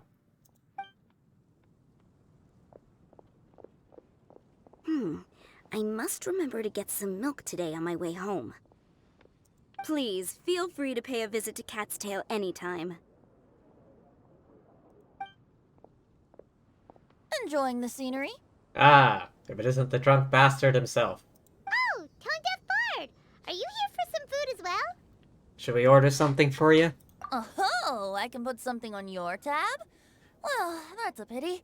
I already had a few drinks before coming here. Surprise, surprise.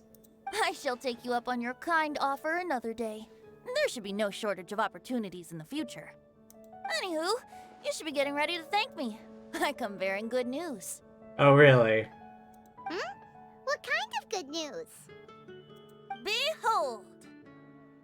Okay, what am I beholding? It looks like...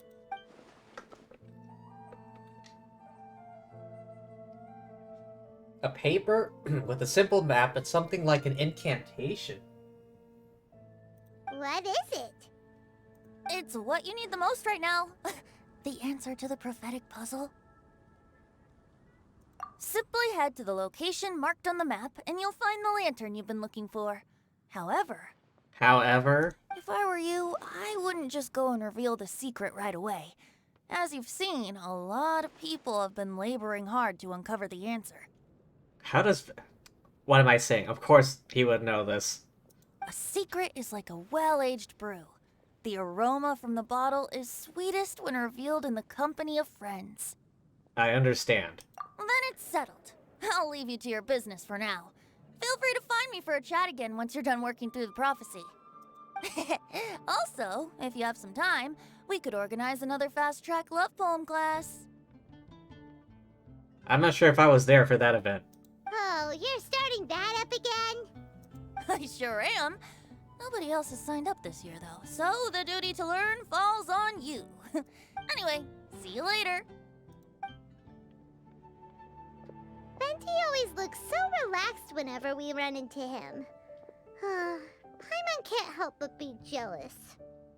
Excuse me, if you don't mind, could I chat with you for a moment? It's that mystery person. Oh? Who are you? You may call me Scarlet. Is she from Snezhnaya? Just like you, I'm a traveler visiting Mondstadt from another land. Snezhnaya. Mind if I buy you a drink? I'm not drinking today, but thank you for offering. Leaving the door open for another time, I see. I can tell that you've dealt with a lot of people during your travels. You can tell? Well, we are very experienced adventurers after all.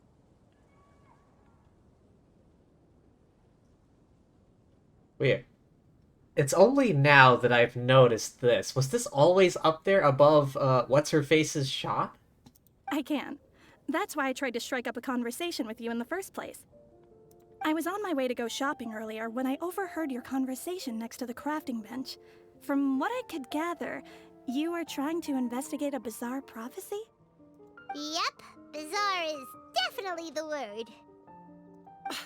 Don't you think it sounds just like the kind of story that would happen in Mondstadt? Anyway, that's why I wanted to ask you a favor. If and when you manage to unravel the answer to the prophecy, could you let me know what it is? You interested in it too? Not so much the prophecy itself, but Mondstadt as a nation. That's what I'm interested in. I was born in a distant land, but I have family and friends who once lived in Mondstadt for a long time. They said that it's a great place full of fairy tales and romance and recommended that I come for a visit. Okay. As it happens, someone I know has an anniversary coming up soon. So I figured this would be a good time to come here and see all the sights that she once saw. What do you think about Mondstadt so far? It certainly lives up to its name as the city of romance and freedom. We think so too. So, about the prophecy. I'll let you know if we find the answer. Thank you. You're very friendly. It's been a real pleasure to meet you.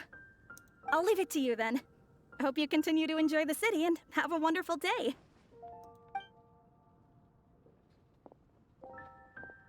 She definitely isn't dressed like a local, huh? Where do you think her hometown could be?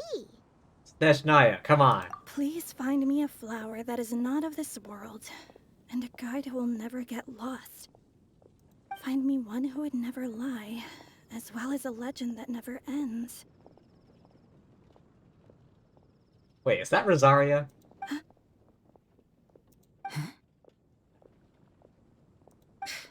I never thought I'd have someone secretly following me, even in a free city like Mondstadt. Good day to you, miss.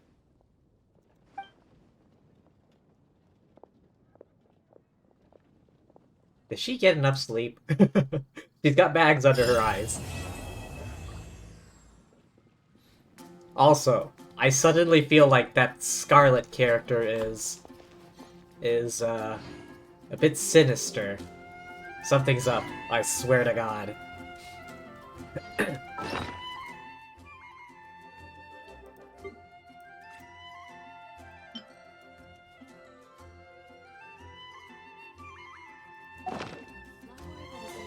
Alright, how many primos do I have? Enough to get one more pull.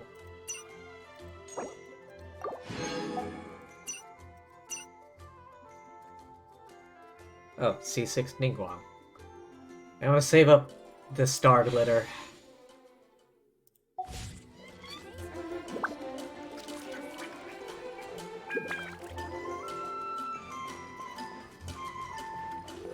I think I've done everything.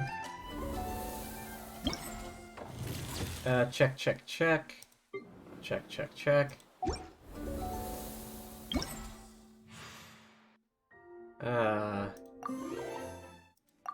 Yep, that's all checked.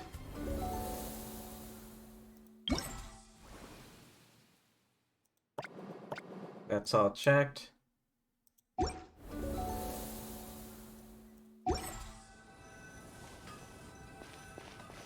Alright, what else do I have on the agenda?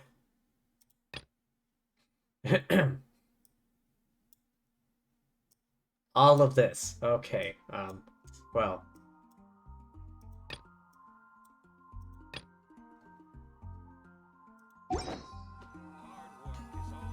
Alright, you know what? I'll get a start on,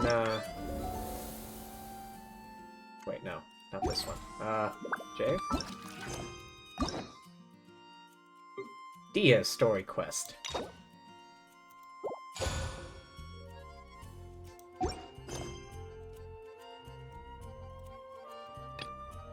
Go to the Grand Bazaar. Navigating the world is a whole lot easier with a few different identities to choose from. Alright, back to Sumeru.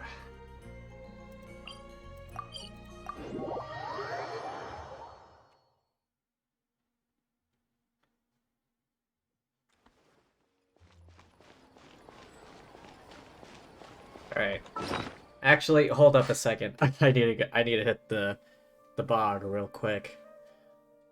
Alright, if you all need to stretch, grab a snack or whatever, you do that.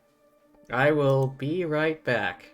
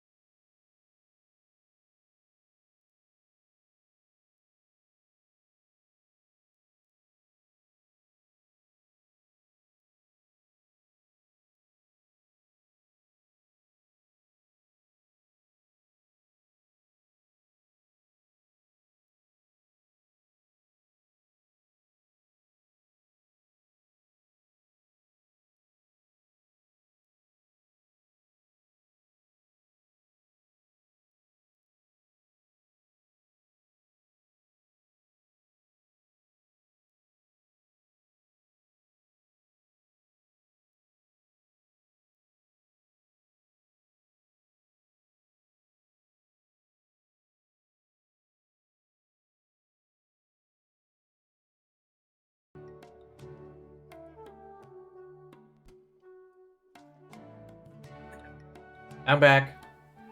Also, hey Angelic, how's it going? Yes, you are super late. It's been 2 hours. You're not usually this late. But yeah.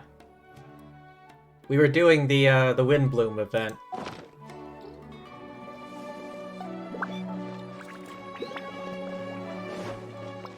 Well, we were doing the Windblume event. And then I caught up with what was available. Now, starting on Dia's story quest. Paimon's trying to remember. What else did we put on our shopping list? In your defense, you were trying desperately to sleep, not having a good time. Oh, what a mouth-watering smell. Paimon would know the aroma of biryani anywhere. Let's go get some. That wasn't on our list, was it? We can still add it to the list. Well, if it isn't the Traveler and Paimon. Wasn't expecting to see you here. Hello there. Oh, it's been quite a while. So you two are still hanging out together. Dia, didn't you say last time that you were gonna head back to the desert? Yeah. I said I was going to resign from being her bodyguard, not that our friendship was over. We're still the best of friends. The Holmayanis also still post jobs from time to time. Their pay is always generous, so me and the other mercs never pass them up. You finally finished the Sumeru Plus, the new Dainsleif quest today, finally. I've yet to do that. I've yet to do the interlude and the new Dainsleif quest. I've been busy with the Windblume event. I told Dia to just stay at our place when she took one of those jobs a few days ago. My parents were delighted. They even said that it always felt like we were missing someone whenever Dia wasn't around. That sounds like something they would say, all right. They're always so welcoming. Anyway, the job is already taken care of, so I was gonna head back to the brigade as soon as I finished a little shopping. But the master kept insisting, and I ended up staying for another day. You can stay for as many days as you want, Dia. Father hasn't even gotten around to treating you to his best dishes yet. You know I'm not the kind of person to stay put in one place like that, my lady. Don't worry, though. There'll always be next time. What? She said they'll treat you to the best dishes! Paimon can't believe you can still refuse that! Because she's not a glutton like you, Paimon.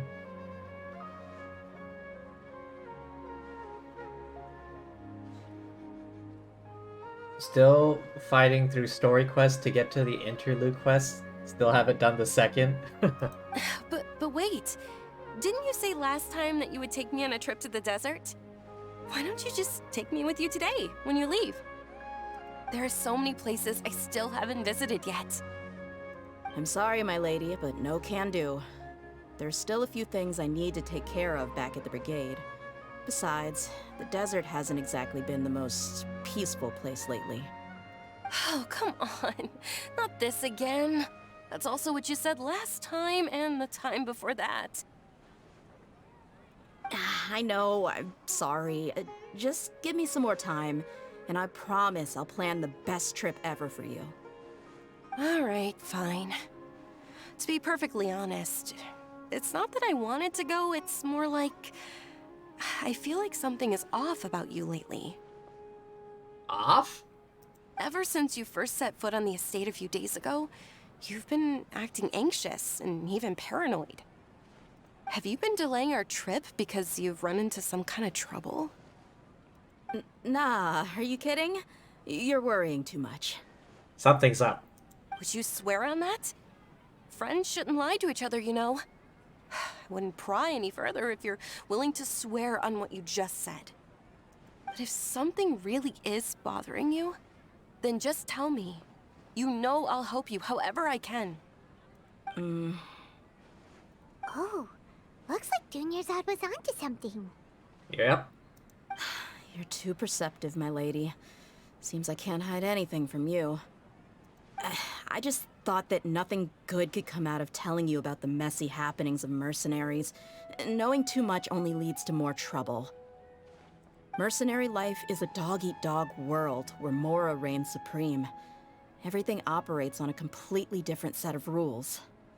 That doesn't change anything about what I just said, though.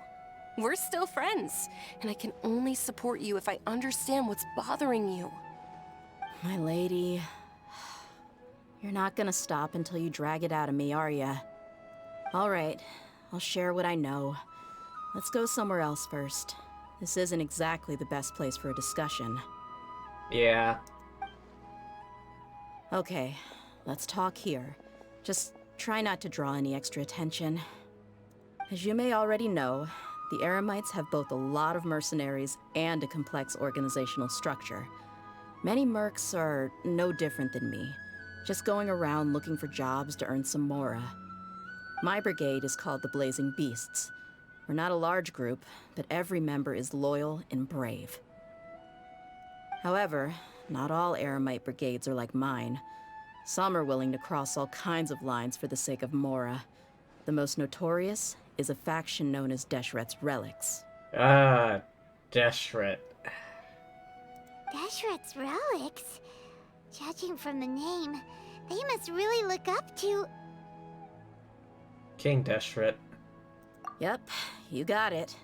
I've heard that you've already crossed paths with Ain al-Akmar. They're one of the groups under the Relic's banner. Ah. Oh, you mean the group that tried to sell us the Divine Knowledge Capsule? Yeah, they weren't friendly at all. Deshret's Relics is composed of many smaller brigades like Ain al-Akmar. The Relic's headquarters issues orders to all brigades under his control. Okay, okay. On any other day, I would want nothing to do with them. Unfortunately, though, the brigade that's stirring up trouble now is none other than Dakan al-Akmar. Dakan? I think it means beard or something. Believe me, it's a really stupid name. I found it insufferable for years. Anyway, the real issue is that Dakan al-Akmar is led by my father, Kusela. Oh. Say what now? I think I'm starting to understand your anxiety now. But what did they do? What did they do? I won't go into details, my lady, but they've been involved in a lot of violent incidents. We're talking hundreds. Alright, let's round up the gang and, punch some faces. Hundreds? Yep. The scenes tend to be quite gruesome, too.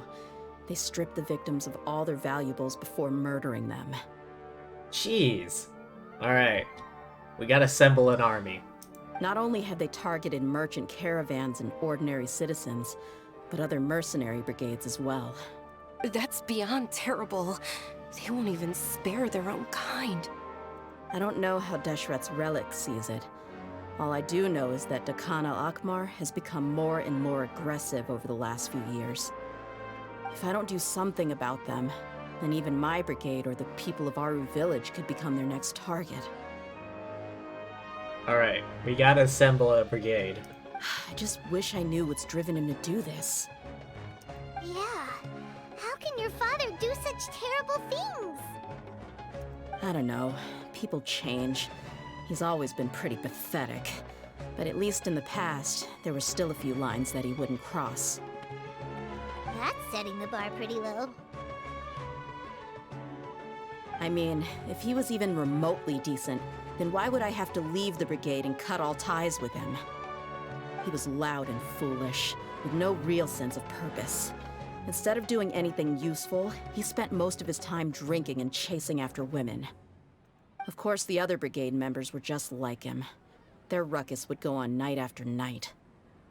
Sounds like a nightmare. What about your mother? Did she ever step in to stop them?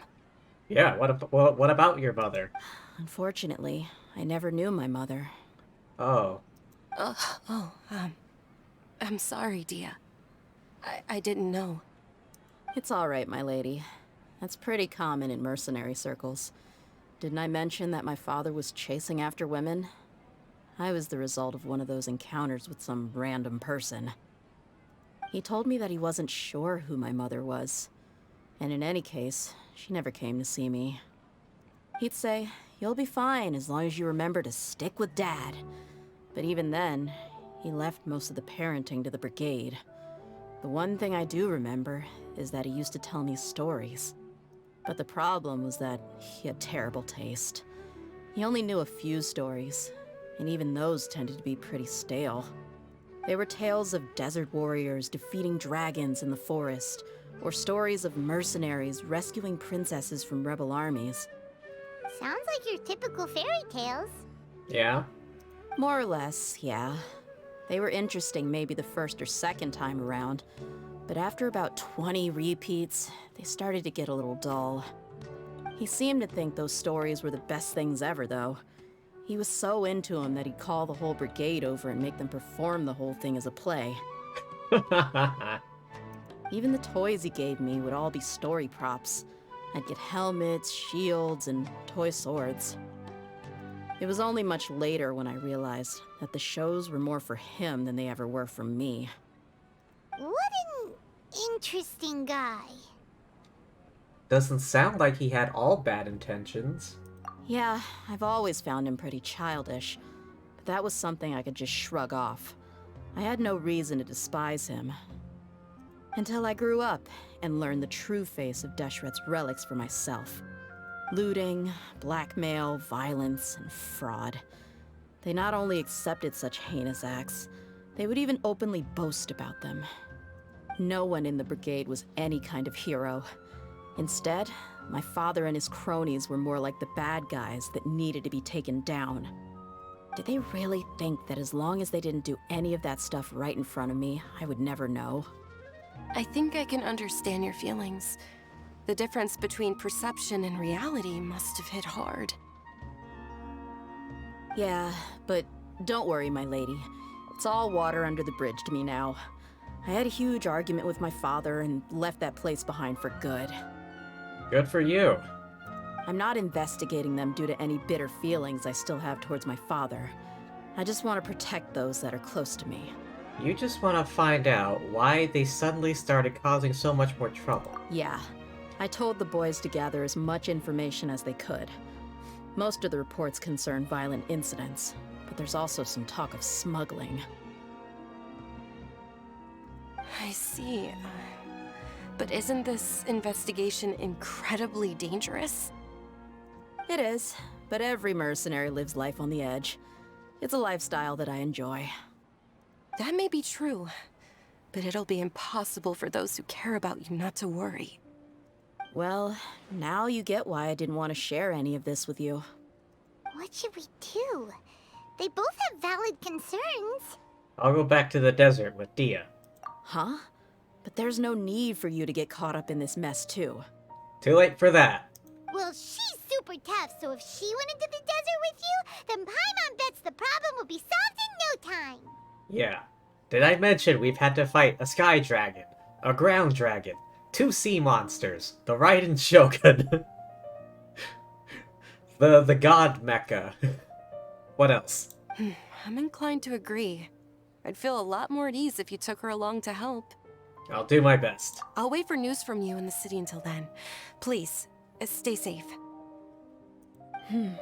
I'm honored that you care so much for me, my lady. All right, then let's get moving. Our first stop will be Caravan Rebot, where we can catch up a bit with my fellow mercs.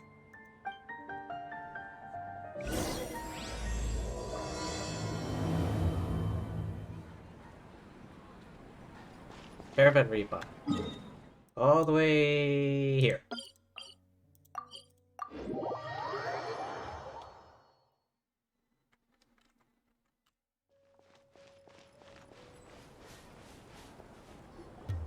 Hey, Dia, you're back. Are these 2 friends of yours? Yeah, we once saved the country together. Pleasure to meet you. Likewise. There's no need to be so formal with us. We're a pretty casual crew. Anyway, since we've got a newcomer, let me fill you in on what the Khan al-Ahmar's been up to lately. They've become extremely aggressive. Apparently, even their own now have become acceptable targets. What, they're turning on each other now? They even attack other relics brigades, just the same as any other mercenary brigade. Jeez. They're crazy. Even the most ferocious beasts still protect their own. And it sounds like they've thrown that straight to the wind.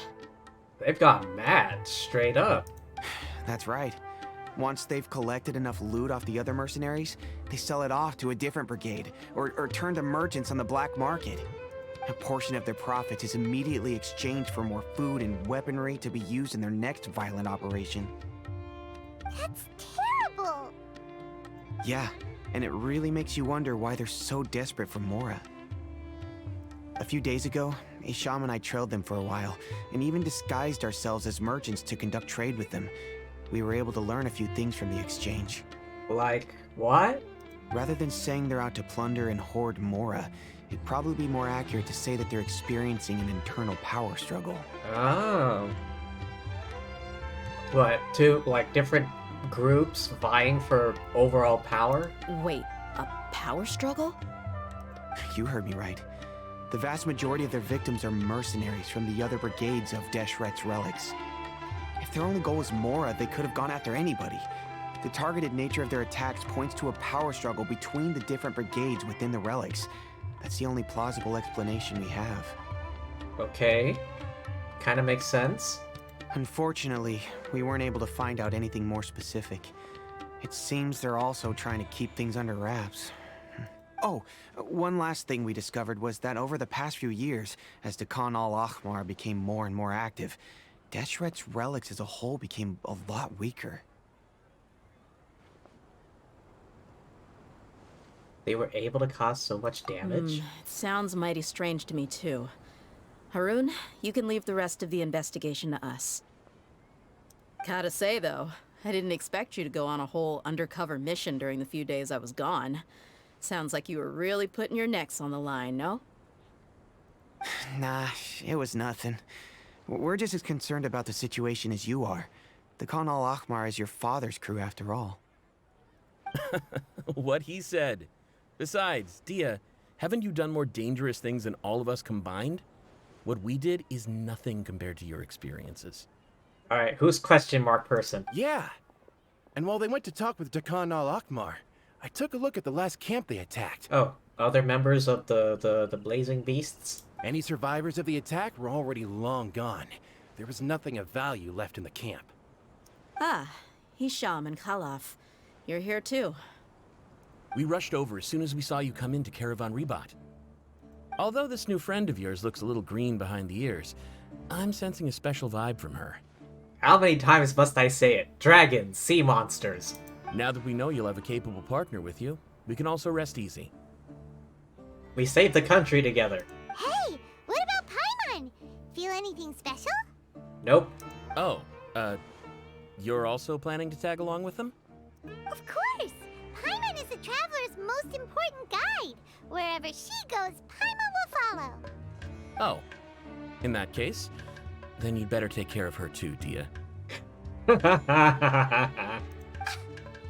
underestimate Paimon! Don't worry about her. She may look tiny and helpless, but she's been through just as many battles as the traveler here. Even if she had only survived on sheer luck, then that alone would still make her quite formidable. Sheer luck. I had no idea. I guess I shouldn't judge by appearances. Oh, one other thing, Dia. When you're free, why don't you update the deputy about your upcoming schedule? We held another recruitment event a few days ago, but everyone only came to see the Flame Mane.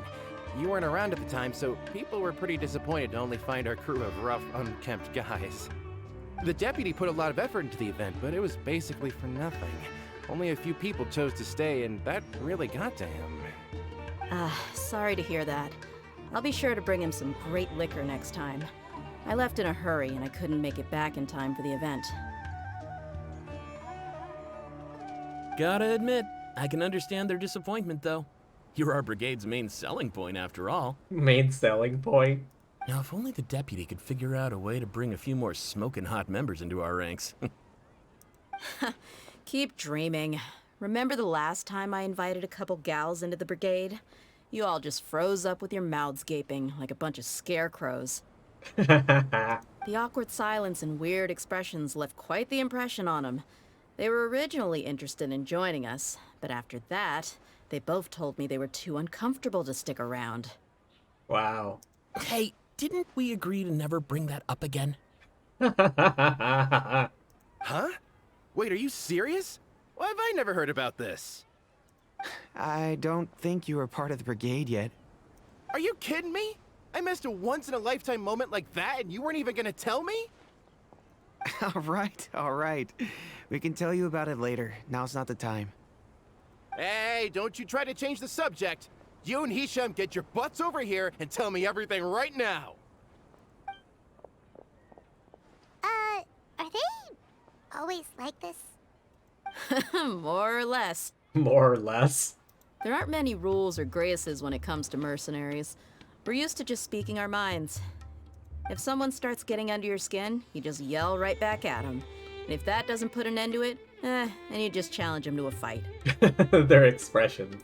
But we also don't tend to take many things too seriously. Oh. Being direct and getting it all out of your system Oh, as soon there as they things go. come up is better than keeping everything bottled up, never talking about it. That's also why I never spare their feelings when I talk to them.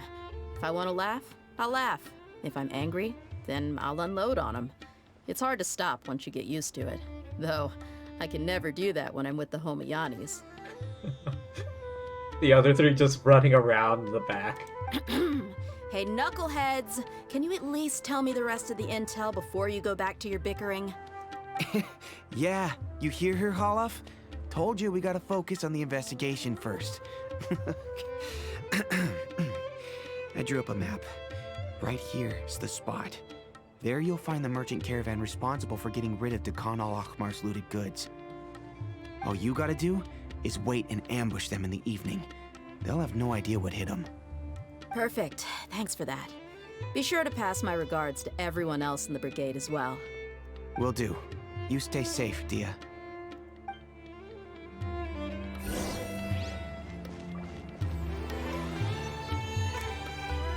That's an entire click away. Alright. We want an ambush? What better strategy than explosives?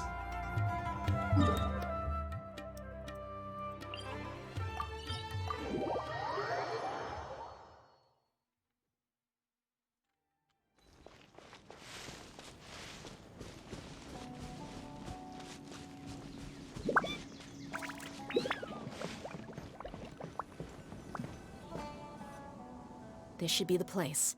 Let's find a spot to hide and bide our time.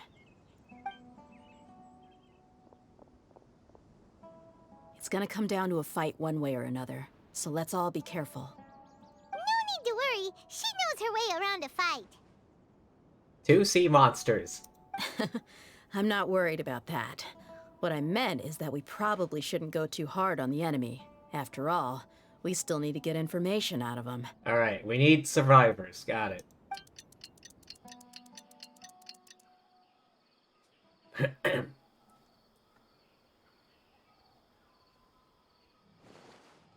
Here they come. You ready? Let's not give them a chance to react and end this quickly. Oh, I don't have any burst up. That's close enough. Feeling lucky today. Where do you your Ah, goddamn.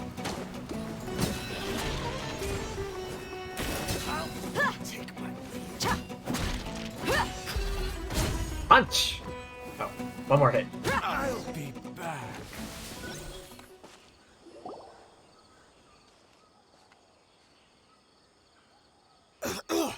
Huh?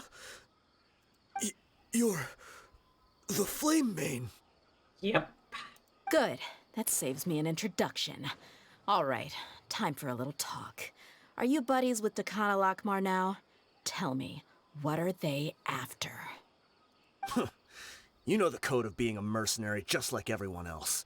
The first rule is to never divulge key information about our employer. What makes you think I'd talk? Punch him.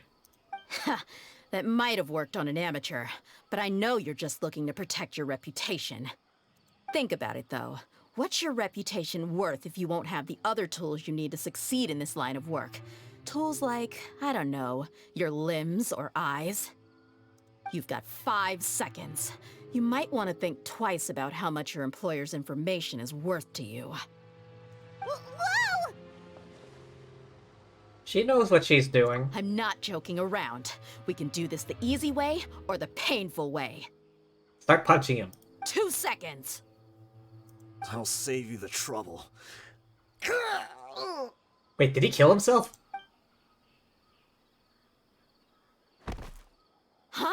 Are you crazy? He tried to bite off his own tongue. Quick, search the area for any first aid supplies.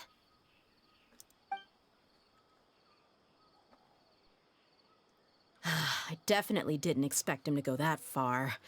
Thankfully, the wound wasn't too deep, and he just passed out from the pain. But why would he be so extreme? I just wanted to test his mettle. You can get a lot of mercenaries to talk just by threatening them. I didn't expect him to be willing to go through so much pain just to deny us some intel. Well, he's out cold for now. We could wait for him to wake up, but maybe it's not a good idea to interrogate him any further. What should we do? Maybe he was carrying something that had info. Yeah, don't worry about it. It'll be a waste of time to interrogate him again after that. He might just hurt himself again if we start asking. There are lots of goods around here. Let's search the area. Maybe we'll be able to find something. Good thinking. I'm really sorry.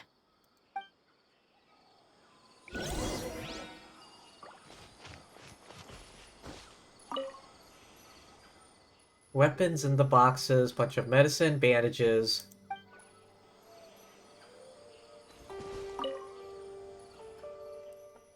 A lot of daily necessities like food and water. Keep an eye on him. The backpack?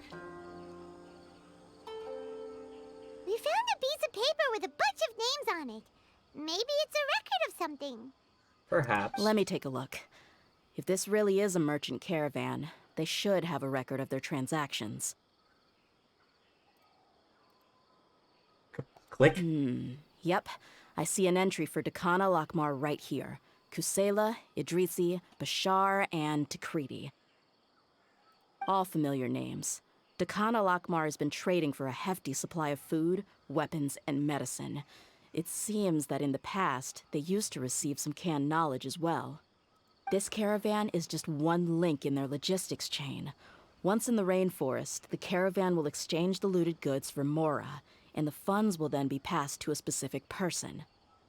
That person will then pack the caravan full of necessary goods, which will then be brought right back to Dakana Lakmar. Wait, why is there no Mora value recorded for the final transaction? No value? Yeah, every transaction before the last one was marked with an exact amount of Mora, but the final one, where they paid for everything to be brought back to the desert, was simply marked as delivered. Maybe the Mora amounts just happened to cancel each other out? Perhaps. But they couldn't have known how much they would make off selling the loot. Do they not care about profit margins at all? Anyway, the next part's the records of the goods themselves. There are a lot of entries. Everything was probably sourced from the rainforest. Huh? What? What's wrong? Yeah, what's wrong? What's happening? Shazaman Homayani? Wait, Homayani? Homayani? You mean Dunyarzad's family? Could it just be another family with the same last name? That's not unheard of. I'd be surprised to find someone with the exact same first and last name. Shazaman Homayani is Dunyarzad's father, and the head of the Homayani family. Okay, so not a coincidence. Just what the heck is going on here? Alright, let's analyze the situation first. I'm sorry, you're right. I'll consider what we found and not jump to conclusions just yet.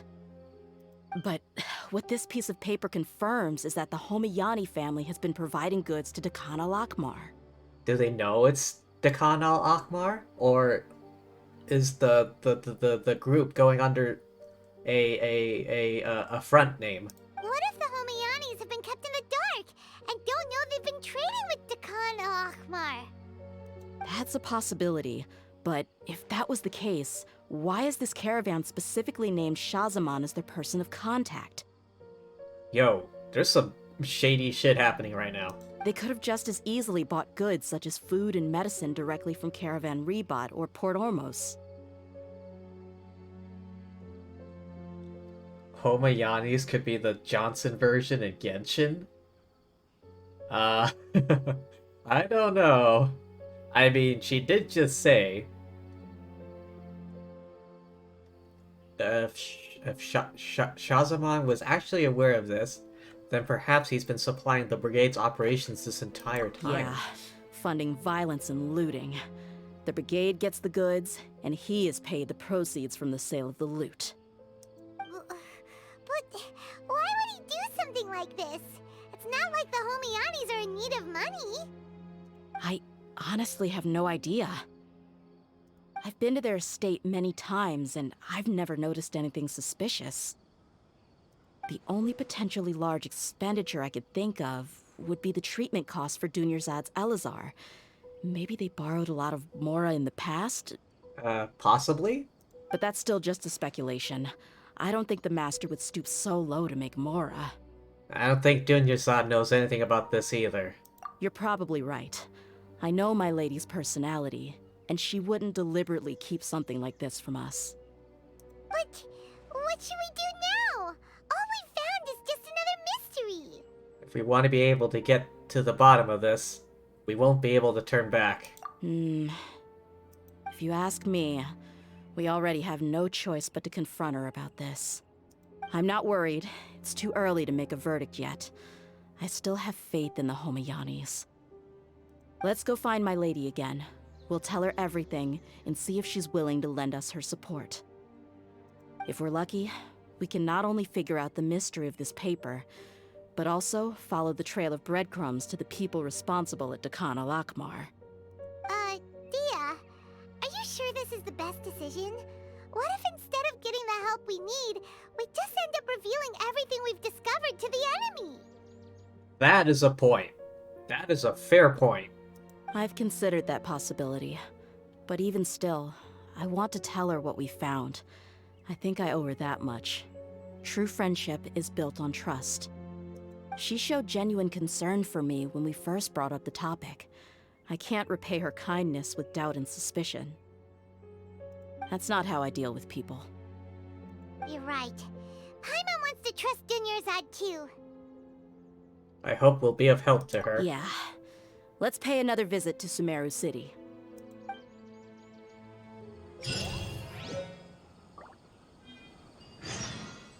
Alright. Back to the city. We really stumbled upon something here. Come on.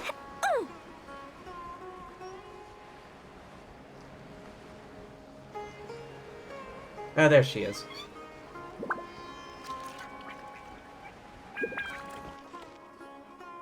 We're back, my lady.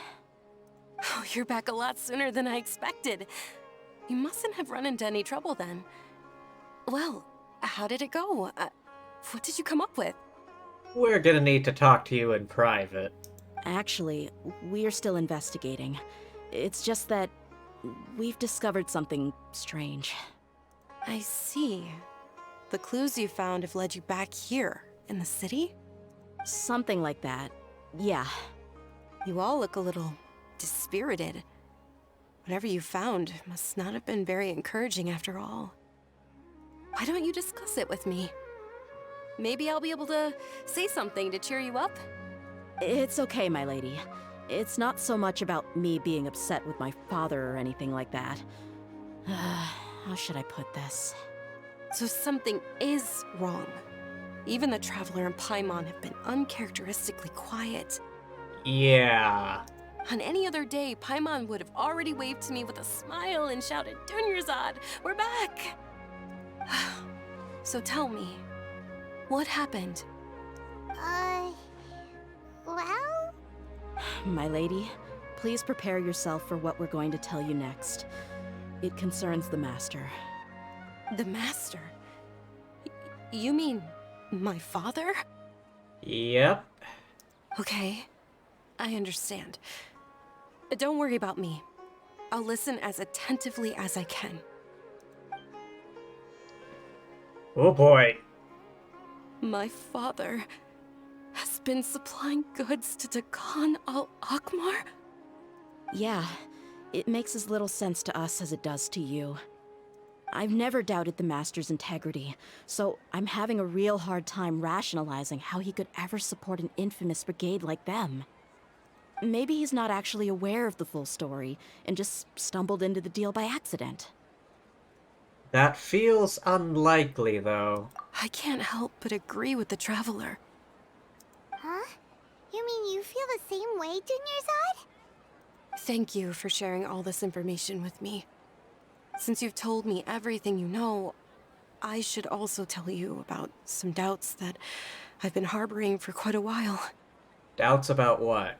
In the past, I thought that my father hired a bodyguard for me so that I wouldn't run away and get lost. However, there are plenty of capable mercenaries in the Corps of 30. Why did my father go out of his way to hire Dia? About that. Well, the Homiyanis really needed bodyguards, so they reached out to the Blazing Beasts. Later, the Master told me that I was one of the best mercenaries he'd ever seen, and that I should stick around to become one of his bodyguards. He offered me a pile of Mora, so I just signed on. Well, but that didn't really answer my question. Just think about it. Why did my father specifically reach out to the Blazing Beasts? Maybe the Corps of 30 just didn't have anyone available, or maybe someone recommended us. I've never given it too much thought. I think I get what you're saying. You think none of this was a coincidence. Yeah, something's up. The plot thickens. What's that one line from Macbeth? Something is rotten in the state of Denmark. Although this is not Denmark, but something is still rotten. Precisely. At first glance, nothing seems strange or out of place. But there are many parts of the story that don't actually make any sense. If my father had always been in contact with the Khan al-Akmar, then it would make sense for him to bring Dia into our house. How so? You mean the goal all along was to get Dia to be your bodyguard? No, that's too much of a stretch. I cut all ties with my father a long time ago. He has no control over my life anymore. But that still doesn't rule out the possibility that your father has still been trying to influence your life without you knowing. Well, not wrong. So, the Master was not likely an innocent victim in all of this? That's what things are looking like at this point. Sorry we put all of this on you so suddenly, Dunyarzad. It's okay, Paimon. I should actually be thanking you. Regardless of his reasons, if my father has truly been funding a violent group of mercenaries, then it's my duty to bring him back to reason. But is that really the right thing to do?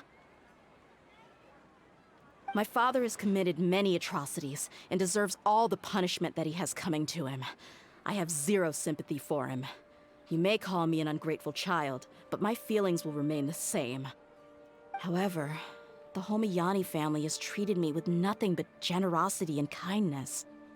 If we decide to investigate this further, we could end up implicating the entire Homiyani family.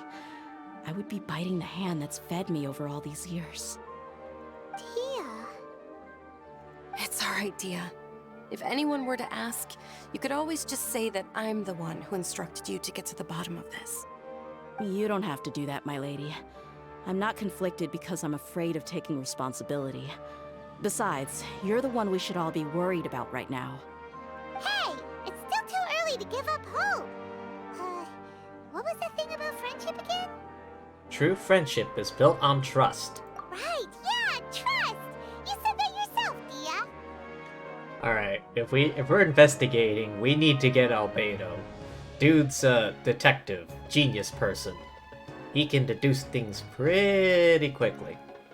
Besides, there's no point on getting all riled up before we've confirmed all the facts. If your trust hasn't been misplaced, then he probably has many conflicting feelings as well. Thank you, everyone. That makes a lot of sense. I guess I should always remember the trust that I've placed in people. In which case, my lady, could you ask the Master to come out and have a chat with us? Sure thing. I also hope he'll be able to give us a logical explanation. Let's meet at the usual place then. Usual place? Ah, right! The bench?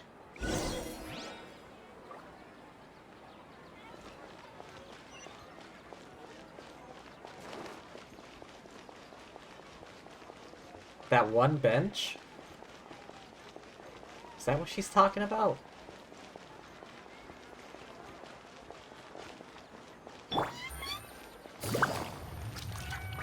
Oh yeah, the usual place.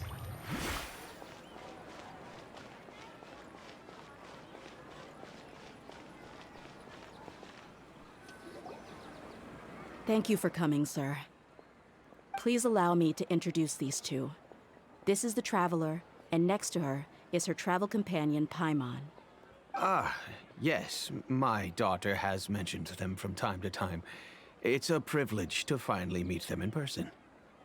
But we may skip all the pleasantries for now.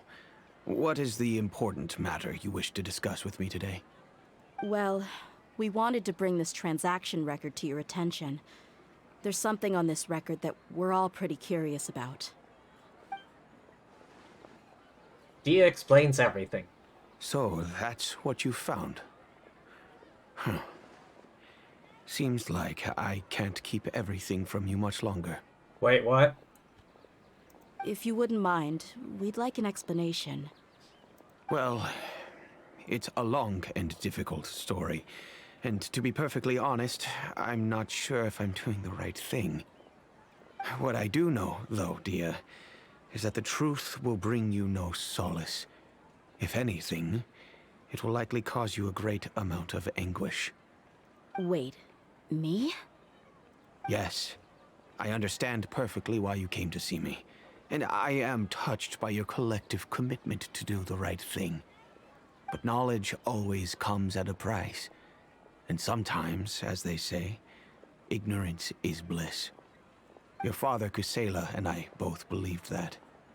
Of course, you have the right to seek and learn the truth, but I must warn you. The facts of this matter may reduce everything you've built for yourself into sand, blowing in the wind. If you must proceed, then Kusela's heartfelt efforts will also fade into the wind like a fleeting mirage. His heartfelt efforts? I'm sorry, sir, but I'm not sure I follow. I've made it this far in life without a single drop of my father's support. I have my own ideals and ways of looking at the world, as well as people and causes that I've chosen to cherish and fight for. None of these things have anything to do with him. Yeah. Where is this going? I came here today to support you as the head of the Homiyani family. No warning will change my stance on that. I understand. Then let me tell you a little story. Our family once needed to take a trip to the desert when Dunyarzad was just a baby. Along the way, we were attacked by bandits. Okay. They had superior numbers and quickly overpowered our bodyguards. When all seemed lost, a group of passerby Eremites lent us their support. Okay. Those Eremites were Kusela's brigade, Dekan al-Ahmar. Okay. Kusela's men told me that the attackers were Eremite mercenaries, just like themselves. I was shocked. Why would Dekan al-Ahmar go so far to save us and not spare the fellow Eremites? Kusela was grinning and walked over to play with baby Dunyarzad. She was startled by his unfamiliar face and nearly started crying. Really? I never knew. Huh. He said that he had no particular reason to help us. He just took pity on us because he had a daughter about the same age. We started talking about our children, and I sensed that he was a devoted father. To repay his kindness, I hired his brigade to help out at our estate for a time and offered everyone generous remuneration. So, that's what happened. It was many years before I saw him again.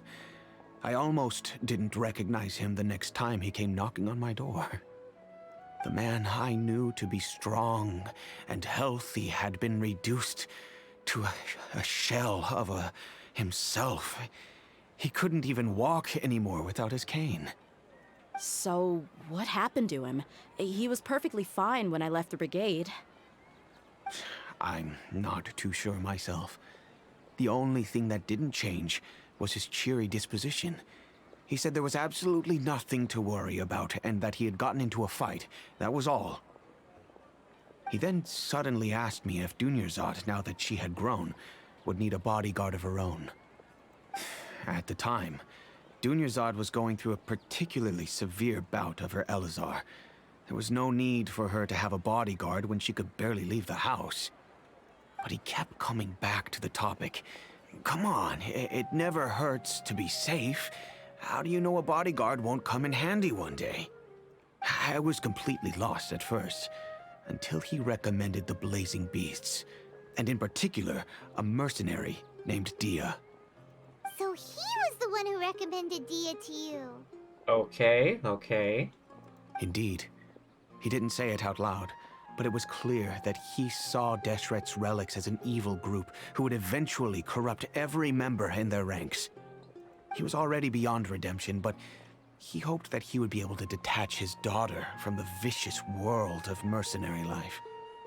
If Dia could stay in my house and keep working as a bodyguard, then gradually her affinity for the desert would decrease, and she'd be able to leave her previous life behind. And that's why you offered her such generous compensation? Yes, but not just because of that. From the moment that he asked me for that favor, I also began to see Dia as my own daughter. And that's also why I tried to persuade you to stay when you asked for permission to leave. I was willing to spend however much it took. Kusela saved my daughter and I all those years ago in the desert. I could never refuse him entrusting his daughter to me. He was always like that, acting like he's oh so smart and self-righteous. Kusela said that he'd reimburse me for a portion of Dia's fees. I refused to take any mora from him, but he'd always sent me funds anyway. Eventually, I just accepted them as a token of his gratitude. And that went on for a while until I received another letter from him a few years ago. The letter contained a request to help him buy food, weapons, medicine, and even explosive materials. Okay, this is getting concerning. Wait! Isn't that around the time that the Khan al-Ahmar started becoming more aggressive? That's right. When I started to hear some nasty rumors, I became wary. I wanted to meet him face to face to discuss things. But by then, he was no longer receptive to my requests to talk. If I had to guess, it's probably because he doesn't want to put Dia at risk. But by that same token, he should have also stopped asking you for materials. That thought occurred to me as well. I figured that he probably came to me for help because he had nobody else to turn to. After some deliberation, I decided to send him some food and medicine. I turned down all his requests for explosives and weaponry. I am aware that even such a reduced gesture of support could lead to others coming to harm, but I could not simply reject his plea for help. In the end, it probably was the wrong decision. I plugged my ears to the rumors and just chose a solution that made me feel least guilty about myself. If you can, please tell me where he is now. Is he even alive? None of the things he's doing right now make any sense if he's just trying to keep me from getting tangled up in his world. If all he wants to do is steer clear of me, then maybe he shouldn't have brought me into this world in the first place. Oh no. Dia, please don't feel that way. I'm just angry because I can't wrap my head around any of his actions. Maybe there's another way of looking at all this. Another way? I don't know. I knew him, and he was nothing more than a childish brute. I can't understand what's going through his head. But I guess you do have a point. We haven't uncovered the whole truth yet. We still need to figure out his exact actions and reasoning for these last few years. I'll do my best to help. Of course, anything between the two of you would need to be resolved between you and him alone.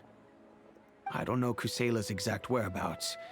Outside of supplying his brigade with some goods, I tried my best to avoid getting involved any further with him. However, there's a man on the list named Jawed. He used to be a mercenary in the desert and is now a member of the Corps of 30. He's responsible for supplying weapons and liaising with the Dakan al-Akhmar's merchant caravan. I think he should know Kusela's whereabouts. I've heard that he likes to have a few drinks alone and enjoy the cool wind at night outside the tavern. Maybe you'll be able to find him there. Understood. Thank you, sir. Then I guess this is bye for now, unless... I'll stay and be with my father here. To be honest, I'm still a little dazed and haven't finished processing everything quite yet. My father has indeed done something wrong, but if I think about it, I'm also not sure if there was a right way to handle this problem. I feel like our only course of action is to turn everything we know over to the Corps of 30 and let them render judgment. Yes. I am prepared to accept whatever verdict they choose. It's time to face my mistakes.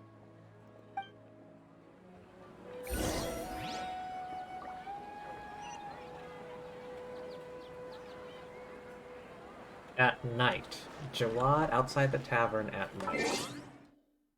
Okay, night. Oh, okay, sun sets in a little bit.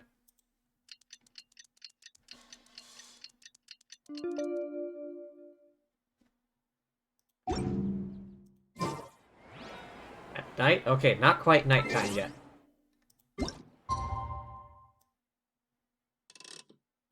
Let's go 20. Another 2 hours.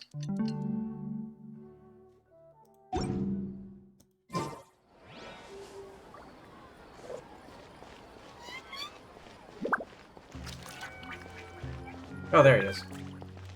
Hey, you. Huh? Who are you guys? I know what you've been up to. Smuggling weapons to violent brigades in the desert while working for the Corps? Pretty bold, if you ask me. Shh. Keep your voice down. How do you know all that? Come with me. We should take this elsewhere. I'll be happy to talk things over once we're somewhere private.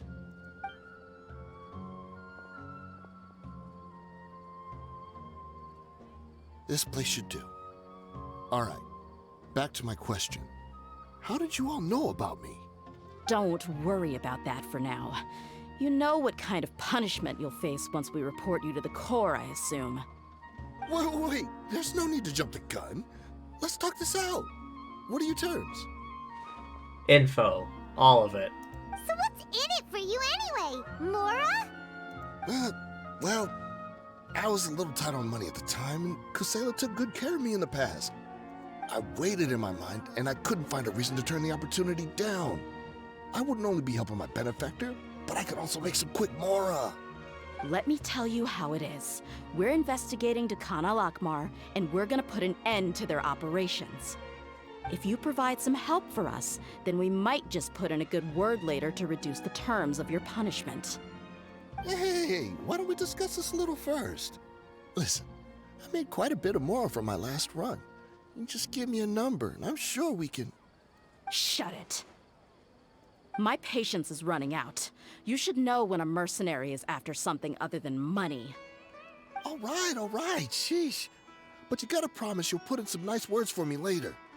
They're always on the move. Here's the spot they were at the last time I made my delivery to the desert. Feel free to go have a look. I'm just telling you though, it's not on me if they're not there anymore. Sure. And then you can forget about any nice words from us. Hey, come on. Now you're just being unreasonable. You're the one supplying weapons. Really? And how do I know you're not leading us straight into a trap?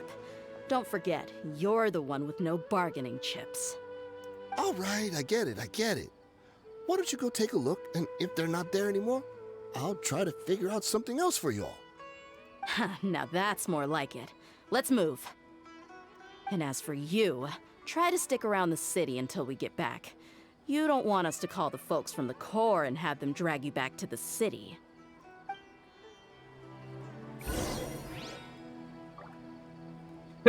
Look at him. He's like, oh man.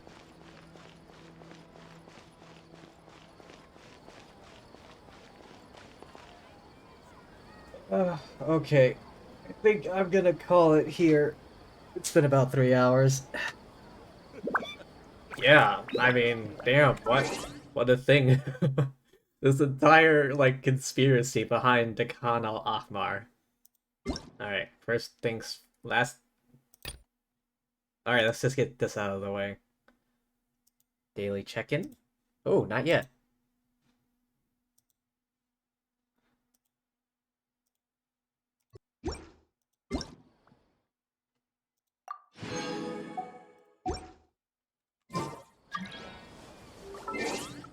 Alright, now I'll quit.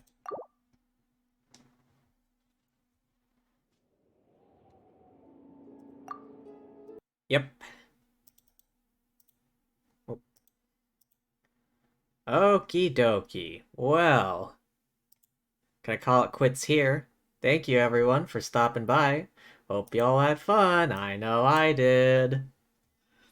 But yeah, thanks for stopping by. Thank you to anyone watching the VOD. And thank you as always to lovely fortune tellers watching this before I stream. Okie doke. Let's see who's on right now so I can go raid. Alright, refresh.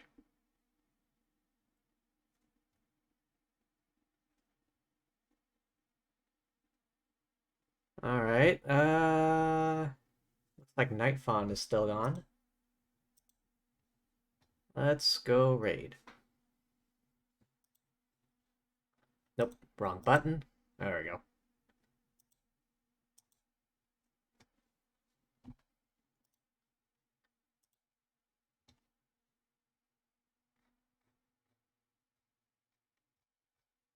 Gotta sit through an ad first.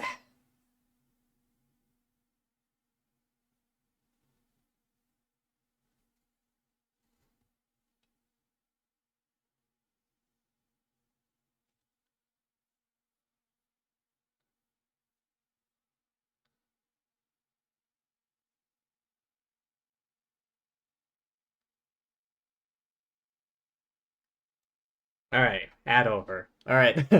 Thanks for stopping by. Remember to take care of yourselves, hydrate, rest up, eat, and whatnot, and peace!